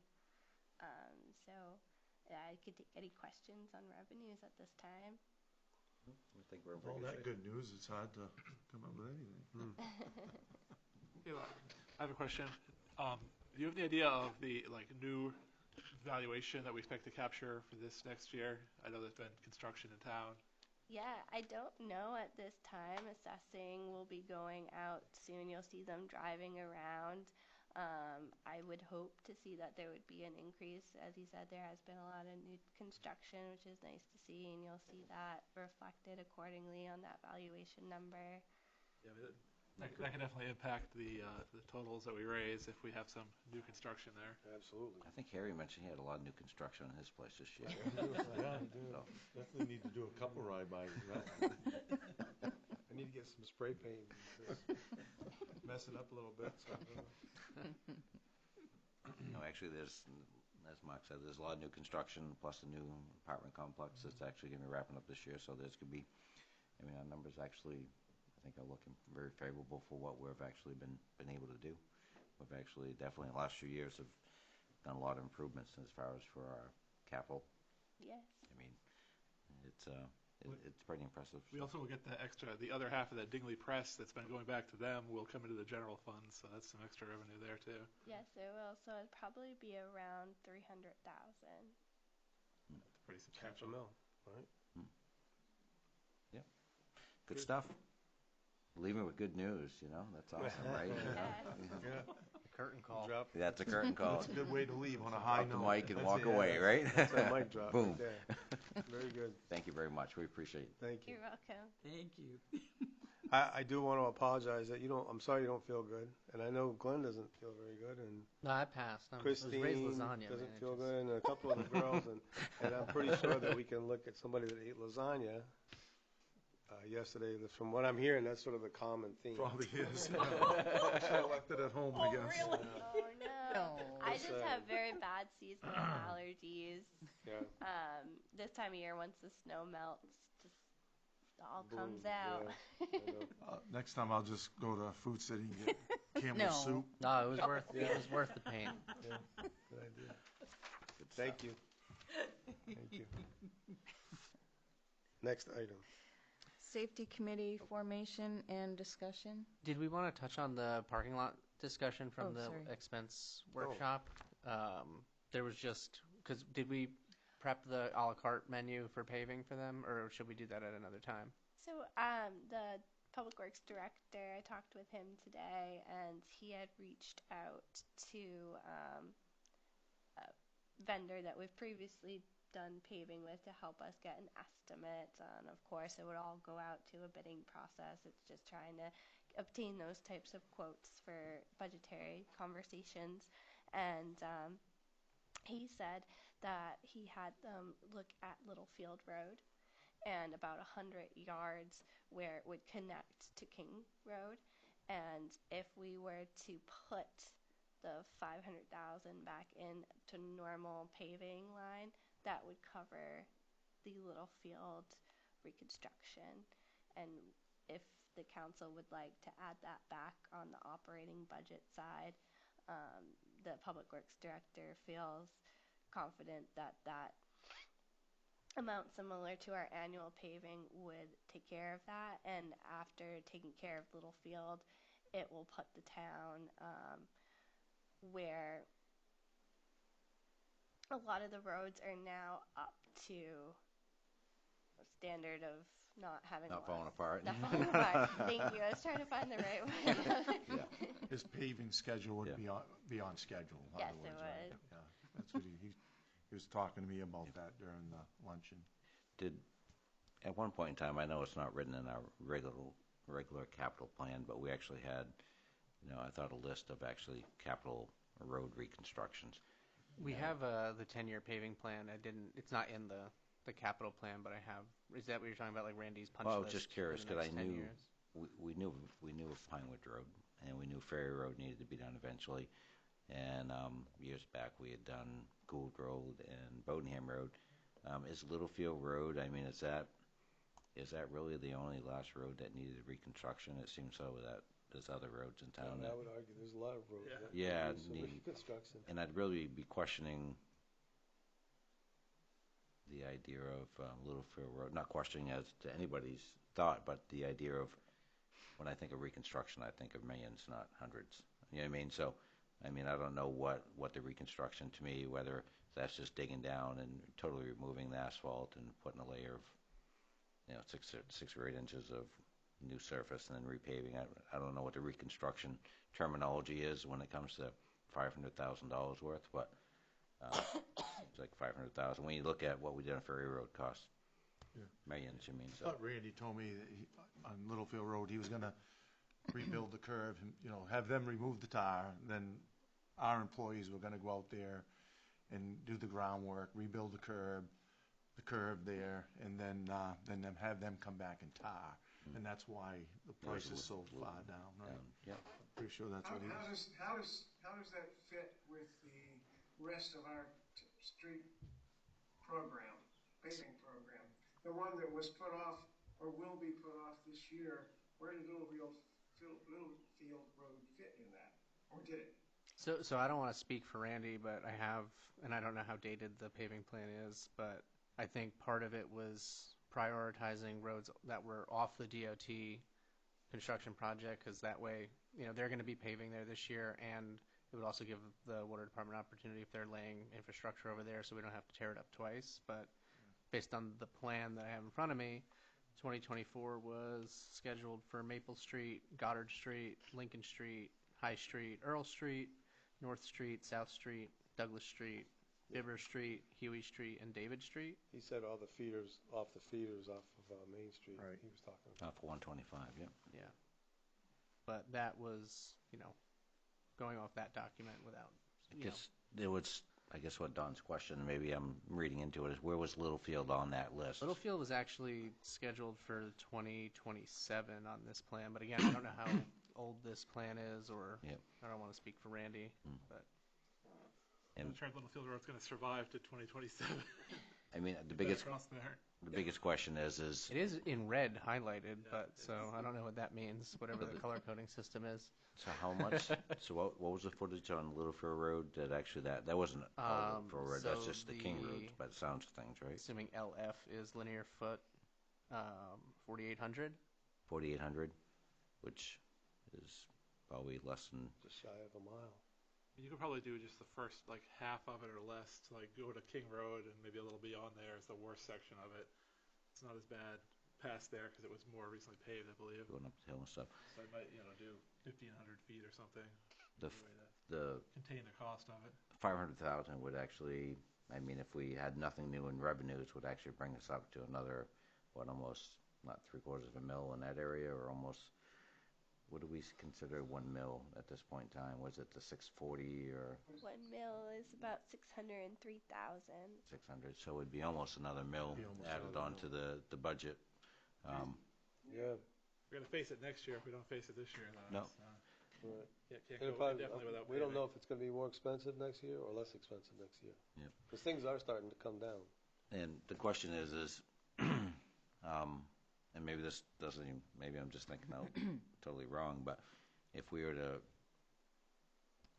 take that type of money in for taxation that's over that 250, do we actually need permission for that, or is that something through this process we don't?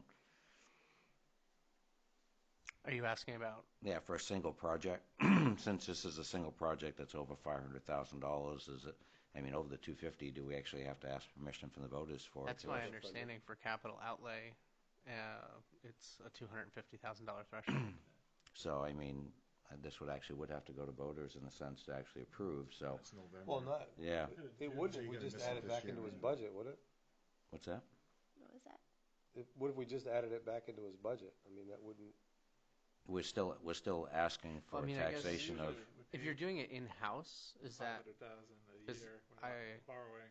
if it's is it borrowing? I think If it's you're just borrowing? I think it's only borrowing that's in the Yeah. charter. Yeah. 'Cause, Yeah. I mean, we are usually we're just, doing we're just, 500,000 we're just every putting year. money We're not- back in his budget that he took out of his budget. we Yeah, don't in a go out sense. for We shouldn't need a tipping vote fees or anything. by I the think it's vote. I only mean, that's what, borrowing.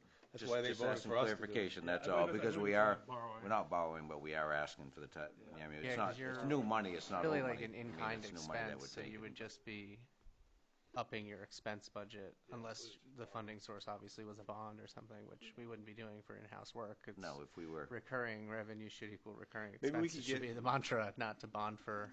it's your- paying as you go. So I mean, Yeah. that's basically what we're looking at. We're not looking to borrow, we're looking to pay as we go. And in the scheme of things, it's not a big percentage. It's actually what we've been doing yearly. I mean, I'd definitely want to, consider it, if nothing else. I mean, Maybe we should get Randy back in here Yeah. just We- to we let have- us we have know time. exactly. I mean, Yeah. Yeah, let us know exactly, We have plenty of time. Yeah. Yes, right. So just to I can't say yes, but Chair, again, You sorry. can come up to the, state your name, please. Kevin Ridley, 19 Irene Street. So during the workshop, Mr. Lunt brought that up, and I thought it was a good idea. I think it's a case of pay me now, pay me later. We've got a plan in place, and I would advocate that, if we don't do it this year, then it's twice as much next year, and given inflationary pressures on everything, I think we'll probably pay more next year, would be my best guess. So I would advocate for that. It's a known Thank you. need, right? Yeah, Thank you. need-based, right? Look at the roads, and I think, it was a very wise decision not to pave things that are gonna be ripped up in 2 years. That was a good decision, but I think replace that with something else is a good idea. Thank you. Mr. Chair, may I ask one other thing? Don? Go ahead, Don. Okay, I just was gonna say, to Mark's point, if we put off expenditures that we're gonna incur again next year, like paving of $500,000 worth, we're also gonna have the rest of the salary offset and perhaps TIF revenue that we don't have. So it's gonna add even more to that, next year. And I'd rather not add things more next year than we have to. Okay. My thoughts were to have Randy come in, maybe at our next meeting, just to explain the Littlefield project, if that's the target. Yeah. So we have a little more handle on what they're gonna do. And like I say, just say, they explained the idea, it's a not if we gotta do it, it's just a matter of when, and if it's a when, do it when it's more cost effective, right? May I ask the question? Yeah. I asked Glenn earlier, there's usually a line in the budget, and I'm sure it went through on the expense side, that we usually put aside for traffic control allowance. Is that on the Public Works, or is that under general? It's always in an odd spot, so. Yeah, it's in the other public works department, the 1505-3000. That's with your hydrant rental, your electricity, your street lights. That's in that budget. Yeah. And we have an R&M street lights expense account that we budgeted $17,000 for. Yeah, now is that typical of what we usually do annually, is $17,000 for the upkeep? Yes. Because I know in the past it really hasn't kept up pace at times, because we've actually had to pull money from other areas, but maybe we're at a point now where we have a lot of them updated with cameras, and there's no more. Remember, we used to have just the cuts in the hot top, and you would have a wire, and it would break, and now we have pretty much all cameras, or most of them, so. So the 360 cameras in those major intersections, like Route 9 Capitol Ave, for example, the ones that we had installed in the past 2 fiscal years were funded through TIF. So you weren't going to see that on the operating expense side. It was built into the budget on a capital improvement plan, but the funding source was through a TIF. And I think the next 360 camera we've got is fiscal year 25. And unknown what the funding at that will be at this point in time, but until we get there. Thank you. You're welcome. I was just curious. I couldn't remember seeing it the other day, so I was just trying to figure out where it was, that's all. All right. So with the budget where it stands now, prior to adding that 500, where are we as far as mill rate adding? We will. She won't commit to that. We won't know the valuations till after April, so. Okay. But, I mean, I guess if you want to factor in those expenses without knowing the valuations, you're looking at just under prior to adding, but if you add the paving, probably closer to 2 mil. And as a resident, if you have a $100,000 home, what's that do to that person? So I'll use a $100,000 valuation as an example, and if we were to do a 1 mil increase, a $100,000 valuation would increase your taxes by $100 for the year. If you did a 2 mil increase, that would be a $200 increase for the year. That's on 100,000. That's on 100,000. So if you have a $300,000 home, you're looking at $600 increase. That's correct. Without figuring in the evaluation Right. of what we probably get. So Understood. it's only going to get better from there. But worst case scenario at this point, right? Right. Yeah. Pretty hefty, Oh, yeah. 1 year increase. But then you're going to see it next year, so I get it. You we own home? can't go You for own everyone home? payment. You own home? I haven't paid taxes. Yeah, I guess unless a couple more we- banks collapse, maybe things will be cheaper, but. Yeah. Can get carried away Dude, quick. It would be, I mean, it would be, not that you don't have a crystal ball, because we never do, but the known increases in evaluation, I mean, I think there's some knowns as far as for, I believe one of Kelly Park's apartment buildings is coming online, right, this spring. I don't think it's hit before now. I would have to check with assessing. I'm not sure. I believe you're right. It's filling up to spring, I believe anyways, but, I mean, it'd just be, I mean, there's probably some knowns or some educated guesses on what it would be. I mean, you can't pick every house. I mean, we don't know how much Harry's increased. I mean, he may pay for this whole thing by himself, so we may be all set. We won't get a dime out of him. He's 65. Just write you a check. But it's all good. I mean, at least we have numbers, we have ideas, and I mean, as long as I have no problem selling as long as it's realistic, right? I mean, that's what it comes down to. I haven't driven down Littlefield Road lately, but the last time I was out there, it was pretty bumpy, but. It's, I mean, historically, Littlefield Road always has been a little hairy, especially in a cruiser. At 100. Yeah. No. I never went over the speed limit. Well, like Randy said, right, it's a crossover, right? A lot of construction over there, and, Yeah, and I mean. I don't believe Doobie owns that pit anymore, but I may be Well, totally wrong. whoever the pit is. St. Laurent, maybe. I should say the anonymous pit that has giant Big trucks. wheelers that go back and forth on that road. Don't help it, probably. And that It's also curve. the back way to Lewiston for a lot of people.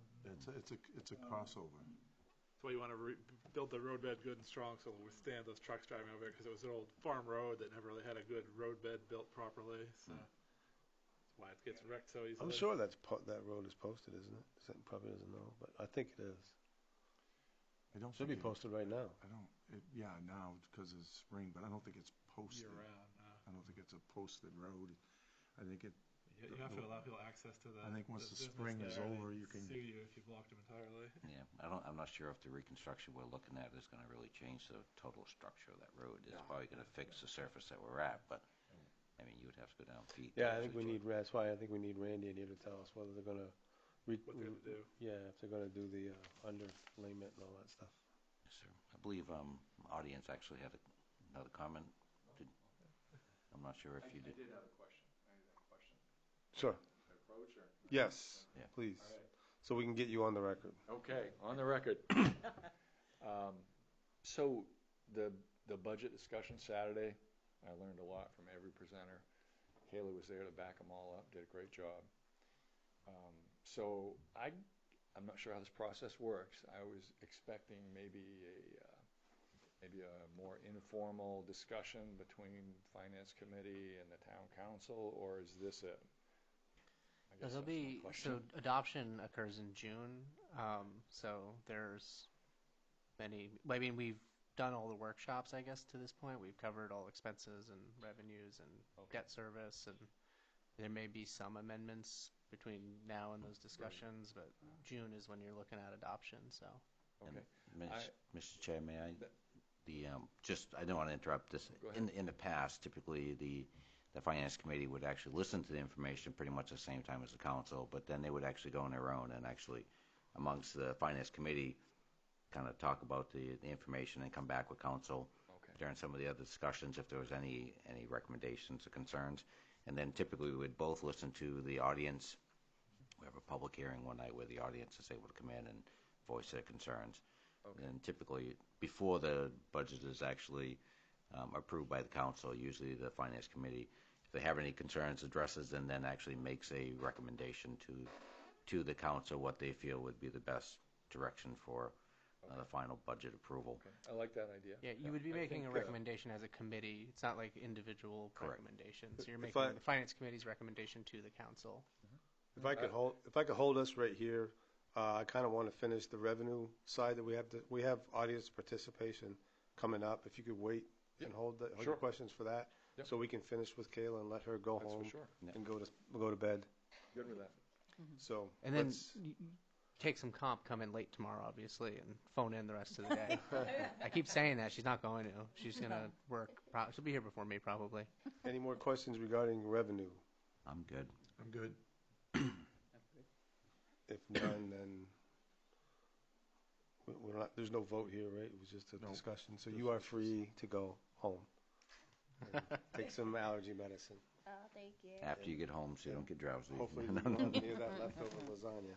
So- Really good lasagna. It really was, yeah. Never gonna do it again, are you? Right? Camel soup coming up.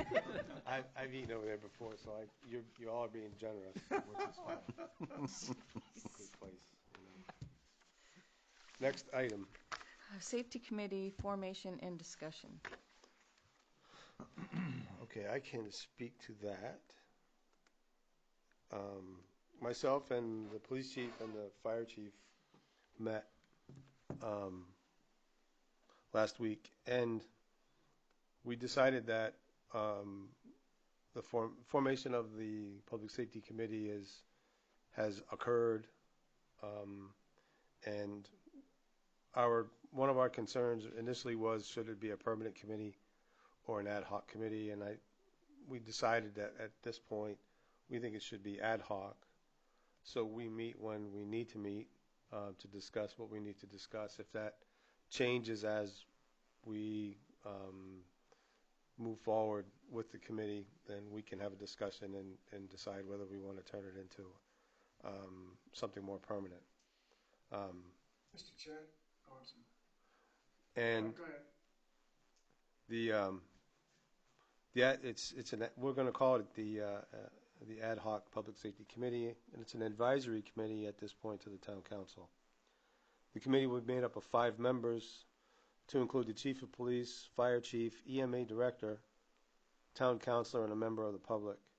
The initial members are myself, Chief Ryan McGee, Fire Chief Nate LeClaire, a community member, which we haven't decided yet, and the EMA Director, which I believe is vacant right now. Alternate members will include the Town Manager and Public Works Director and Maine State Representative Rick Mason.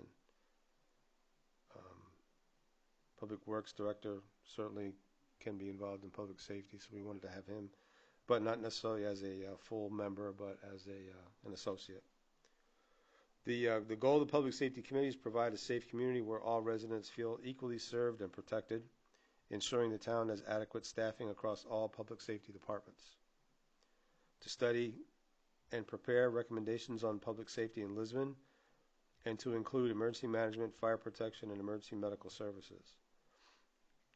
Also to maintain and enhance public safety infrastructure, implement new technologies, provide operation and training opportunities, and improve communication among public safety agencies, and to accept nothing less than excellence. What we do is important. What we do to make a difference, what we do makes a difference in our community. And our first task that we've assigned ourselves is the public safety building. So, I've got a task for him too, when you're ready. what's that? I'd like Peter. the Public Safety Committee to help evaluate the EMS bids when they close tomorrow. Perfect. Yeah. Can you email me whatever information you have on that? Yep, they'll close tomorrow at noon, and then I can circulate the bids to have the fire chief, myself, council liaison, and we'll review the bids, recommend the Okay. council after review. Okay. I'm not going to be here tomorrow, so if there's anybody on the council that wants to step in that, I mean, I could do it maybe the day after. Or Well, we you have say time. I can circulate everything as it comes in, and I'll Okay. send. I have to create a matrix for the bids. Okay. And then we could probably put it on the agenda for the was it April 4th meeting? Is that the Yes. first Tuesday? Yes. Sounds good. But you can get me what you have now for information, and I'll disseminate it. Yep. To the members. Have we, may I, Chair, have we actually put out, I know you sometimes we do some fancy advertising for job description stuff. Have we put out a really good descriptive position for the EMA director? I mean, We haven't put it out since I've been here, and I actually haven't read through the current job description for the EMA director. I can circle back with the chief tomorrow and kind of. I think if it was put out there, I know Ryan's been putting out some neat advertising for police officers and makes it look really nice and I think they professional. they were looking at a share too. Yep. An EMA director share with another town. Yeah, so I mean, I think if we put it out there, that maybe members of our community that actually have an interest and maybe have some background, you know, that actually it would be nice to actually pull someone in that actually has some, you know, some first responder or emergency service background that actually could probably fit right in. And it's actually a special type of person that probably just waiting for the opportunity, right? Yep. You never know. And then actually, I mean, there's a stipend position that actually is reimbursed fairly well for the position, probably unless we have a big tragedy or something like that. But for the planning part of it, I think someone is paid well for their time.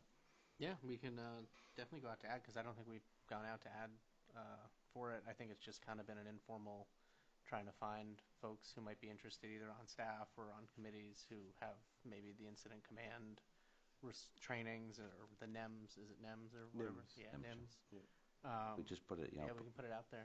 put on a web service and emails and maybe out front and sign. You never know. I mean, we may pull in somebody that we'll be able to pull them into more stuff, right? So Maybe. Mr. Chair, Yes, sir. can I ask a town manager question, please? Sure. I'm not sure I heard everything, but is this safety committee have any of the meet any of the requirements of our liability insurance carrier, or is that part of it?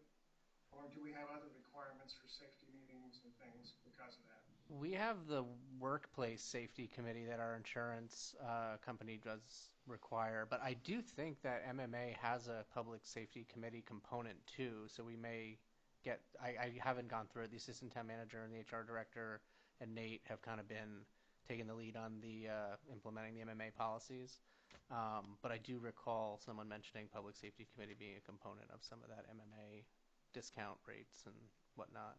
Kayla, do you know if that's part of it? And I know a lot of companies have that. So. Yeah. Okay, so it is. checking out the box, right? Check another box. Anything else? And just a question, the citizen, is that something you're going to work on?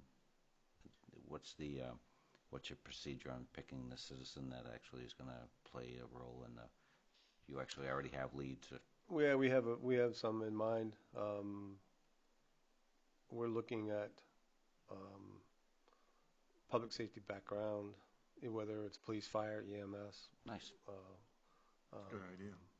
Do you want us to put out an application like we normally solicit volunteers for, like we did for the marijuana advisory committee, or just take letters of interest to the council? I'm not sure how. No.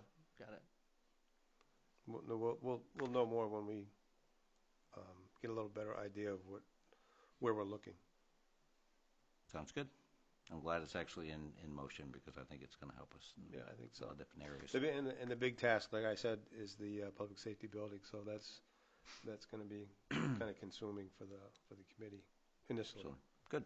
But Glad to see it's that doesn't happening. mean we can't walk and chew gum either. So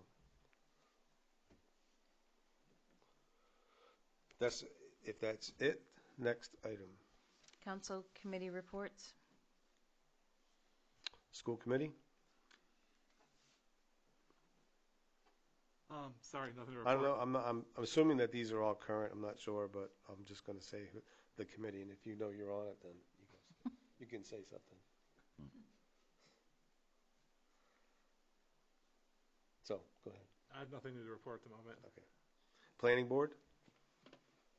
The planning board meets Thursday, and currently they have cases on the Springworks Farm expansion, a Littlefield Farm camp, a line lot revision on Frosthill Avenue, something going on, Tier 2 review for the former Lisbon Falls Getty. You probably know more about it than I do.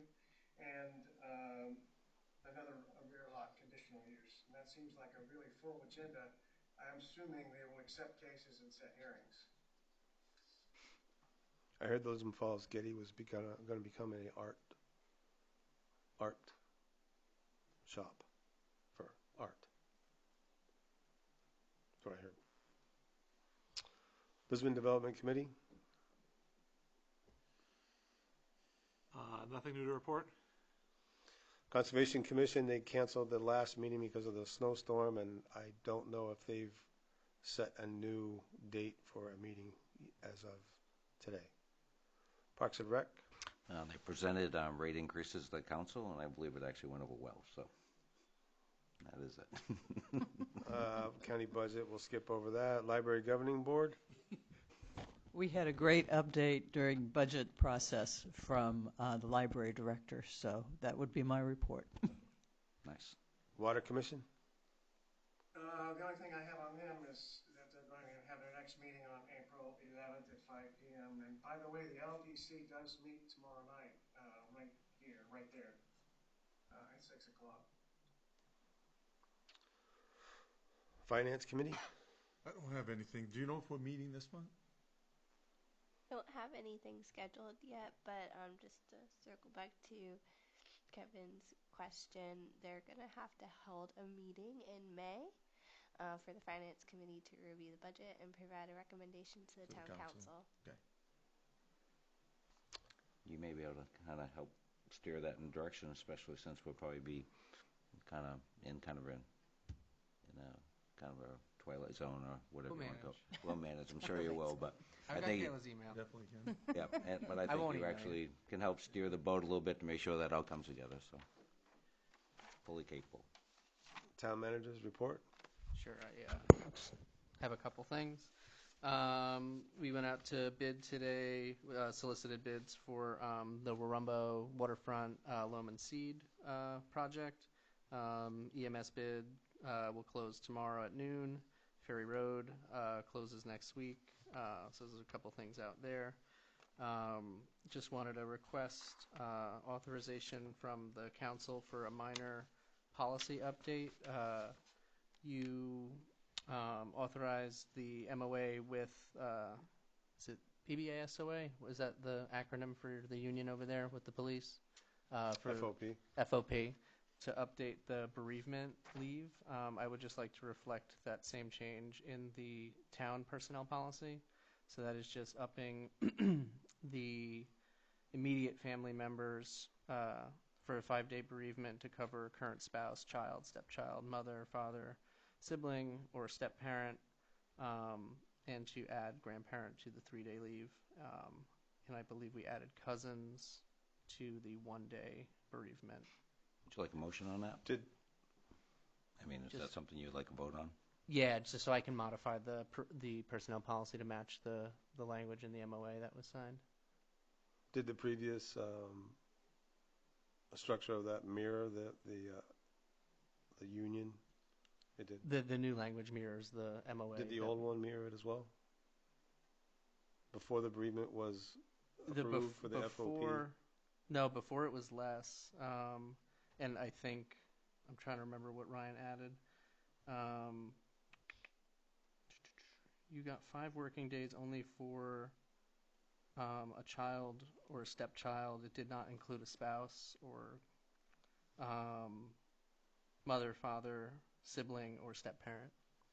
So either way, they mirror. Yeah, now. they Okay. will now. And the, can we make a motion for discussion? I'm not sure how you want to handle that, but Yeah, why don't somebody make a motion? I'll make a motion to actually, to approve what he actually wrote as far as the updated in red writing. I'll second. The, at the end of the day, I mean, is it really the goal for everybody employed with Lisbon to actually have the same? It would be nice to have that uniform. Obviously, some of the bargaining units are going to have some different language, but What you're trying to do is I don't keep want it to be more consistent. restrictive if both the bargaining units have the same policy. Yep, understood. To be honest, the union would argue that they're doing all the work, paying all the dues, and the non-unions are getting all the gravy, but that's an old argument. Well, I guess the Union, non-union. option is for everybody not to be non-union, and then they can work together to be. Yeah, Oh. or vice versa, which has happened in the past. Oh, I know. I mean, I think it's There's just been a lot this of one movement. was kind of an antiquated policy, and I think it's just, I don't think there's an argument Yeah. with what they're doing. Fair and equitable is what we're looking for, right? so that's that one. Do you want to actually have to have a vote on vote. that one? Sorry. There's been a first and a second. So roll call, Counselor Moore, Aye. Counselor Robichaud, Yes. Counselor Fellows, Yes. Counselor Keller, Yes. Counselor LaRochelle, Yes. Counselor Lunt. Yes. 6 yeas, 0 nays. Order passed 6-0. So I've got a couple of these, sorry. No problem. So we talked a little bit about this on Saturday. I would just like to request authorization to execute the contract renewal with Mid-Maine Waste Action Corporation at the 5-year contract, locking in at $83 a ton. If we do the 3-year, the tipping fee schedule is it's $85 a ton for the 3-year contract, and it's $83 a ton for the 5-year. So to execute the 5-year agreement as a sole source, because if we go to Norwich Walk, we're talking 8 hours on the road with the haulers, and there's really no other options out there. I make a motion that we approve the 5-year bid. Second. Second. Okay, so that's that one. We're going to vote. Counselor Moore, Aye. Counselor Robichaud, Yes. Counselor Fellows, Yes. Counselor Keller, Yes. Counselor LaRochelle, Yes. Counselor Lunt. Yes. 6 yeas, 0 nays. Order passed 6-0. So the next one, on February 7th, the council authorized us to initiate an action to initiate a land use complaint against the property on 142 Ridge Road. You know the history of that property. The representative for the property owner, who now has power of attorney, had come to me after that meeting. I would just like to request, I guess, how should I word this? I would like to request authorization from the council to negotiate a consent agreement with Daniel and Stanley, who's the power of attorney. And if we can't reach a consent agreement by, after we negotiate a consent agreement and have the property cleaned up by May 31st, then to proceed with the court action. I guess there's been a lot going on over there, and I just kind of want to give them the benefit of the doubt that the notice of violation, that was ignored for a year. There's some family stuff going on, so Stanley had come in and going to talk to the code enforcement officer about trying to resolve it before we follow through with the court action. So talked to the attorney, and she said you're totally allowed to do that. So I would just like to see if we can come to some sort of agreement before we take them to court. Make a motion for discussion. A second. Second. So I go by there quite a bit, and they are absolutely giving it an effort. Now, whether they can get it done by the end of May, they'd have to pick that pace up a little bit. I think that should be part of the discussion. But I don't want to take away what they've been doing. They have been taking a lot out of there. But is that an achievable goal for themselves to say the end of May, right? Are they setting themselves up to fail, or do they have a plan that's going to increase the labor over there to remove more? I don't know what the plan is, but end of May is going to be here quick. Yeah, so, I mean, I guess the way I'll word the order is just authorization to start negotiating a consent agreement before taking action with the district court. So him and Mark can work out whatever that is, but just want to give them the opportunity to get it taken care of before there's a court action. Mr. Chairman, the expenses the town is in. There will be a civil penalty because it went ignored for so long. So, and it will. I mean, we've actually expended, the town at this point is actually keeping track of I just want to make sure we've had a history in the town of actually getting to this point and then backing up and not be able to recover some of what we expended, and we're not looking to make any benefits on this. It's just more the idea we don't want to go. Yeah, there will still be a substantial civil penalty, and we're looking at levying a $10,000 civil penalty because it has gone ignored for so long, and our typical consent agreements are usually around $2,500, $3,000 for the notice of violation, so it will still be cheaper than going to court. Yeah, I would actually say at this point in time I'm in favor of the idea of having Mark work with them as long as it's an ongoing process and we have some type of end game, right? Yep. That's my thought. For reasons that I'll keep to myself, I would want to also make sure that if they're being told to remove these items, that they're actually removed and not bulldozed back into the woods and piled up like a berm in front of the items that are supposed to be taken out of there. Okay. So it needs to be observed, I guess, by somebody. I'm not sure who, maybe Mark, that it's not just getting relocated Yeah. on the property, because I think that's happened. I'd like to add to that too, not just relocate on the property, but move to another nearby property, because there's a property across from Mr. Bowie's house where I believe some things have been moved in there, and he's not too happy with that. So. Yeah, I mean, in the draft consent agreement I have that the owner shall remove all discarded, worn out, or junked lumber, rubber debris, discarded scrap iron, steel, and other ferrous, non-ferrous metals from said property on or before whatever date we determine, and shall maintain the property in a condition free of any significant accumulation of such materials at all times thereafter until an automobile graveyard and junkyard permit is lawfully obtained. And there's a couple other provisions, but that's essentially the nuts and bolts of it. Are we encouraging that they actually get a permit? Yeah, I would. That's what it sounds like there, but that's all. I would caution against. Yeah. Giving them. Well, right now the notice of violation is for an unpermitted graveyard and junkyard, so that's what he's in currently. And I don't think that. To me, I don't think the intent of that area was to ever have a permitted salvage location. But again, that's the limit is to unregistered and uninspected vehicles, and anything more than that is when it becomes an unpermitted automobile graveyard. And that was going to be my next comment that I'll have in communications, but we'll finish this one first. You remember Catula's? Well, there's a lot. I mean, okay. So there's a motion and a second. Is that basically where we're at? Yep. I mean, Don, did you have something that you wanted to say? I just wanted to ask if we had a time limit, or we're setting a time limit for the negotiation for a consent agreement. As of right now, I'm proposing May 31st, but if him and Mark can come to an agreement that's reasonable, I don't see the need to kind of just arbitrarily pick a date, but the goal is to get it cleaned up and give them the benefit of the doubt. I just didn't want to have it be open-ended and go on all summer long.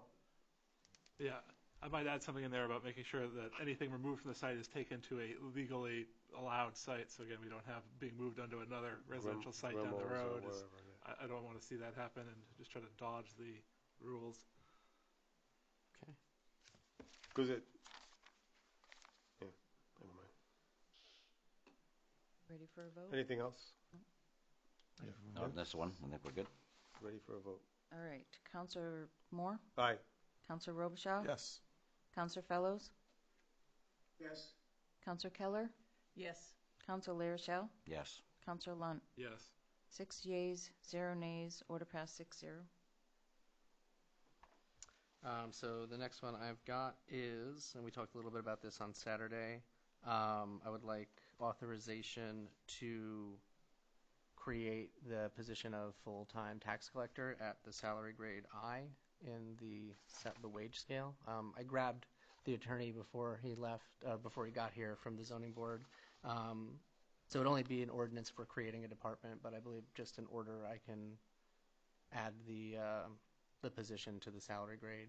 And the goal is we have an anticipated vacancy in the front office to partially fund it with the salary of that anticipated vacancy and perhaps a portion of overlay to get through to the next fiscal year, and then have the tax collector use their discretion to staff that office and fill that vacancy after they're hired. Make a motion for discussion. Second. So, yeah, I mean, I don't think there was anybody that had any big concerns with the idea of that. And one of the other responsibilities this person is going to be managing the front end of the Yep. town office, correct? Be like a working front office manager, supervisor, tax collector. So And the- we had talked about that too. And Kayla knows more about the operations of that office if you want to have any questions related to operations. But we've kind of had these discussions internally up to this point and I know the Finance Committee chairman brought up that the position had existed at one point and had gone away, and this is us bringing it back. So that's pretty much anybody in the front as far as the tax and registration stuff. Now, the clerk's office, who do they fall under as far as for supervision? Are they actually their standalone? the department head is the clerk, and the deputy clerk is Okay. part of that department. Okay. And you used to collect some fees in that office, right? As far as more just clerk-type fees, right? As far as marriage license, that type of stuff. I know it was always kind of interesting where you had to go to pay money, so I think it's all good. I was just curious on what would fall underneath that management, that's all. Yeah, and I guess, like I said, if you're more familiar with the front office operations, if you want to just touch on the broad strokes of what that position would entail. Sure. So right now there are 3 front counter clerks, and Glenn spoke to, there's 1 leaving, so tax collector would supervise that front office. I think with your question about the clerk, different towns and historically, is my understanding, when it comes to hunting and fishing licensing, some towns have it under the clerk's department. Some towns have it up at the front counter with the tax collection department. Our town has it with the front counter with the tax collection department. And if it were under the clerks, that tax collector would also oversee that, but that's not the case here, where it is held within that front counter tax collection area. So that would be the supervisory level of those staff. And then the other functionalities of tax collector is related to real estate and personal property, liens, foreclosures, and working with the treasurer for that dual role of doing the lien processing in accordance with the state of Maine guidelines. Yep. And maybe it was dog licensing that actually fell underneath. Was that still in the clerks, or was that? Yeah. Okay. I think we used to do hunting and fishing, and then it got moved to the tax office. But yeah, we do dog licenses. You do as dog well. licenses, yep. Yep. A lot of stuff going on up there, right? I got a question on the position. So you said salary grade I. So do we have an employee within that could actually end up with a promotion if they applied, or is this something? I definitely think there's a skill set in-house, but I won't speak for those folks and whether they're interested or not, but I definitely, there's definitely folks in-house who, if interested, would definitely be eligible and Is that posted considered. in-house first? What's that? Is that posted in-house first? I've done both. I usually post internally first, and then we'll go external. Sometimes I'll do it simultaneously. It's just kind of depends on the need, but usually I'll post stuff in-house and then go out, but we don't have a formal policy on it. It's just kind of. I like that idea. I mean, if you post in-house, it just shows respect for the team, right? I really, really think that's a true leader right there, right? So that way, if you do have someone in-house that see you looking for that, and their position is actually lower, you're giving that person an opportunity to, do better, right, and have a better job. So that's great that you said in-house first. So that way, if anyone internal wants the job, it's up to them to apply, and if they qualify, they get it before you go out, right? Yeah, I mean, it depends really on what it is. If you're at, an entry-level position that's been vacant for a while, you're not really going to get anyone in-house. So it really depends on what the position is, and, sometimes you post it for a week or 2 weeks and then go out, but also depending on the urgency of needing to fill it, you might do it simultaneously, but I always, default to in-house first. If I can't, I can't, so. Anything else? Good. Is that it? I guess you have to vote on letting me add the position to the salary and wage scale to create Ready the for a full-time vote? Did we position. make a motion? Did we make a? Oh, we did for discussion. We're good. Sorry, it's getting late. All right, Counselor Moore, Aye. Counselor Robichaud, Yes. Counselor Fellows, Yes. Counselor Keller, Yes. Counselor LaRochelle, Yes. Counselor Lunt. Yes. 6 yeas, 0 nays, order pass 6-0. That's all I got. Thank you. Next item. Appointments, none. Counselor Communications. I have one, if I may. Yes. Vern. On the theory of two registered cars, unregistered cars being junkyard or salvage yard stuff, I think it would come this spring, we're going to just need to actually start paying attention a little bit more. Coming through our gateway from Lewiston, within a few hundred feet, there's already a couple places that are actually growing by the day, it seems. 30, 40 cars that were cleaned out at one point in time, and then right back there with, I can't even imagine, and I don't think that any of them registered, so I don't think it's even a licensed business right now. It's a junkyard right now, basically, and I don't know the logistics of it, but another couple hundred feet down the road is another one that's actually the town's been struggling with for quite a while. So I guess it's one of those things where, as we start doing these, I think we need to, especially our 196 corridor where it's very visible and open. I think in our gateways, we really need to pay attention. That's all. Yeah, and if you have problem properties, feel free to just make me aware of it, because I'm not always driving around town and code enforcing. We have this awesome police force. I could pick you up and take you for a ride. That sounds good. Yeah. We have an awesome police force that I'm sure would be more than happy to actually, I know recommend. quite a few of them. Believe me, I've been there. To Fern's point, I know that there are some local neighborhoods that probably could use the same scrutiny. Exactly. Anything else? Next item. Audience participation and response for new items. At this time, those in the audience who wish to speak may approach a lectern to address items or issues that are not on the agenda. Please use the microphone and state your name for the record. Sir, now's your time. I think I'll work with the process. I will come up with the written recommendations and work with the finance committee. So for now, Perfect. past 9. Perfect. Thank you. Thank you. Next item. Executive session, none. Order 2023-51 to adjourn. I think I'm going to have to interject. We doing do have an executive session. Oh, we do? Yeah, it was supposed to be on the agenda for personnel matters. Yeah, I goofed Oh. because I thought we covered it last week, but then you brought it to my attention that it's something else that's yours, so it may have gotten Okay. bumped, so it's personnel. So you have to read. I don't have Yeah. Is that what you said? another reading. You don't. That's the eject the audience section. Yeah. Yes. that's it. This is telling you to go home and be in a smarter place than here. How's that? Right? You too. Thank you. Appreciate you coming out. Take care. Do I have to read it? Is this where I have to go? You shut off the. You can do it in the action minutes. We have to vote. Do we need to vote to go into executive session? Yeah, I make a motion. Well, she needs to actually have the order first, right? You're going to give us an order? Order 2023 51A. Go into. To go into executive session, personnel matters. Oh, you just made that up, okay. Make a motion that we go into executive session for personnel matters. Second. Roll call. Counselor Moore? Aye. Counselor Lunt? Yes.